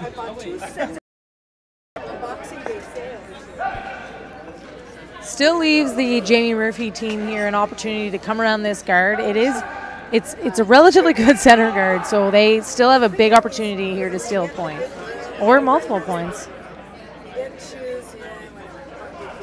Zachary going to try to get her hard as he can, and they'll have a guard-on-guard situation. That's a great double guard situation for Jamie Murphy. Those are very difficult to double peel those guards. As long as they put that in a position to make the Thompson rink have difficulty removing them in one stone, that's a successful shot, which is exactly what they did, so they'll be happy with that.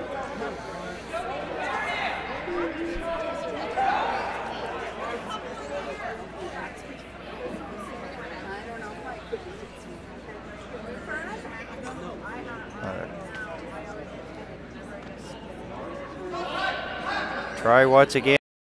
A second tick chance here for Taylor Ardeel.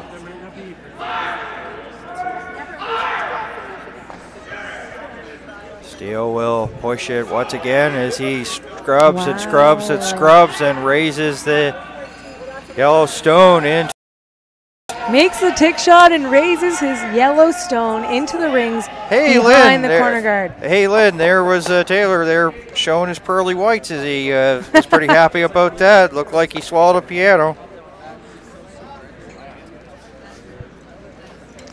I'm a bit surprised that they've played the tick shot. And I haven't seen them play that a lot this season. It seems maybe they've been practicing that without our knowledge. Jamie Murphy Rink's just going to try to put up another center guard. As long as they can keep 2 center guards up, they have a good chance to steal here. They're going to have to sink 2 behind those, though. They're going to need a few misses here from the Stuart Thompson squad. Well, now, of course, free guard zone. They could just 4 rocks.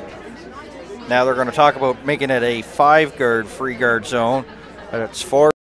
Of course, now they can make plays on these and clean up a little bit in front of the house as Steele guides it on the throw there by Coulter. But they stuff it. Stuff the peel there, so this is a big opportunity for the Jamie Murphy Rink around that guard. It's a couple of stuffed peels for Travis Coulter in these final ends.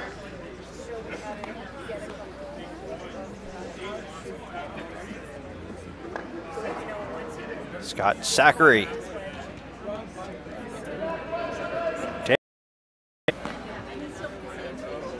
Sweeper's on it right away. 4-point lead gone down. Now it's a 2-point lead here for Stuart Thompson. Murphy in business here in 10. Looks to be running pretty nicely. Murphy released Fleming. Now Murphy all by himself, dragging it. The skipper doing it all by himself there as he'll get it into the rings. They will sit shot stone.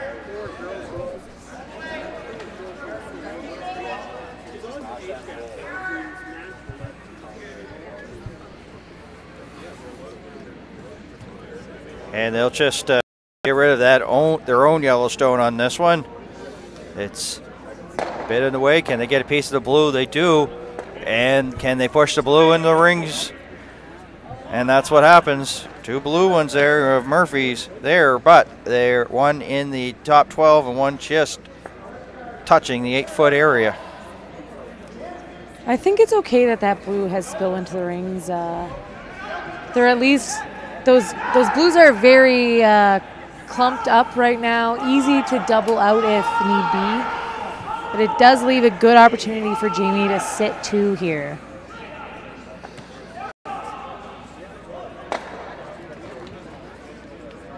Paul Fleming.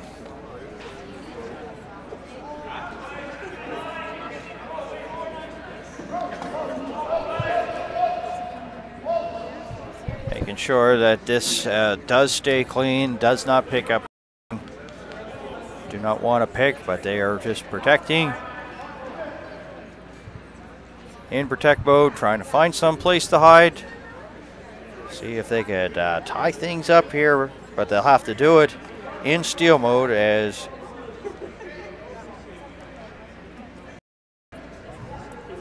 put a nice guard up there. They're forcing Stewart to attempt to make it double peel.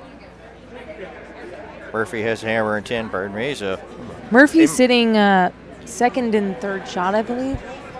No, first and third shot with a very accessible yellow.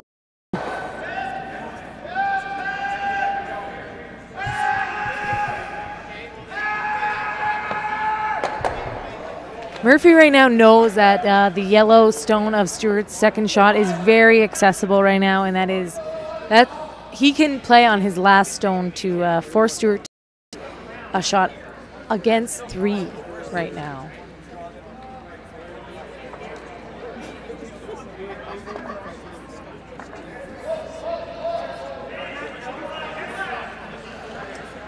Here is Paul Fleming. Sweeper's on this out of his hand. They've switched positions, trying to make the rock curl.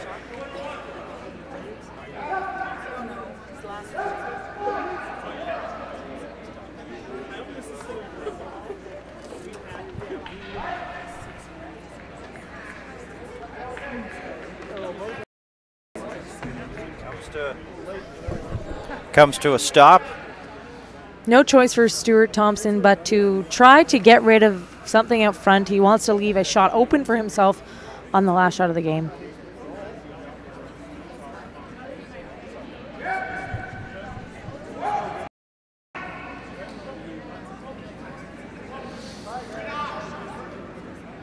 Peels it. And things starting to get a little bit more cleaner in front of the rings.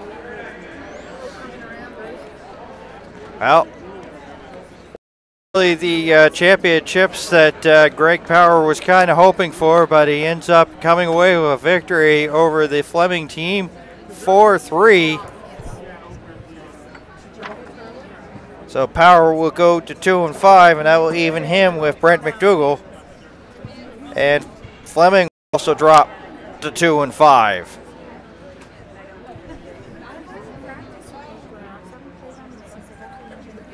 So, isn't it fitting? 2 games remaining, and both of them, Bell 5, TV1 covering. And we are here in the dying stages of the Murphy versus Thompson. Curl going hard. Punches. It's going to hit not enough of that rock. He may roll out here. He will roll out. Give the Stuart Thompson team an opportunity to clear even more out of the front.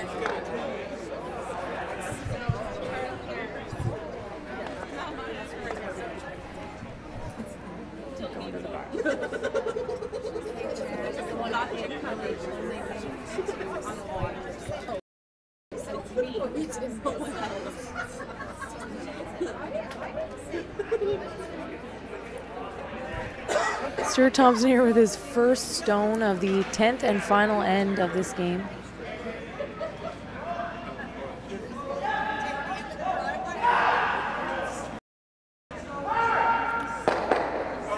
Yep. Just best trying to clean things up, but things looking a little bit clearer. Does get rid of 2 stones. Fans that are down ice side show their approval on that shot. Jamie being down 2 right now, needing to steal 2 points to go to an extra. He needs to count 2 right now and hope that Stuart completely misses his last shot. He'll need to tap this up and give Stuart a double for the win. Yeah, Thompson has the hammer here in 10. Trying to run Murphy out of rocks. For Murphy out of the Halifax Curling Club.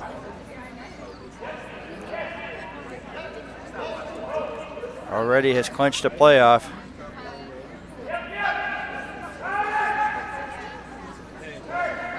Has to bring this in and has to make it count. Does. Front 12 and front 4. So the Stuart Thompson team just has to remove either of these rocks to win this game and come out victorious, move on to a tiebreaker scenario tomorrow.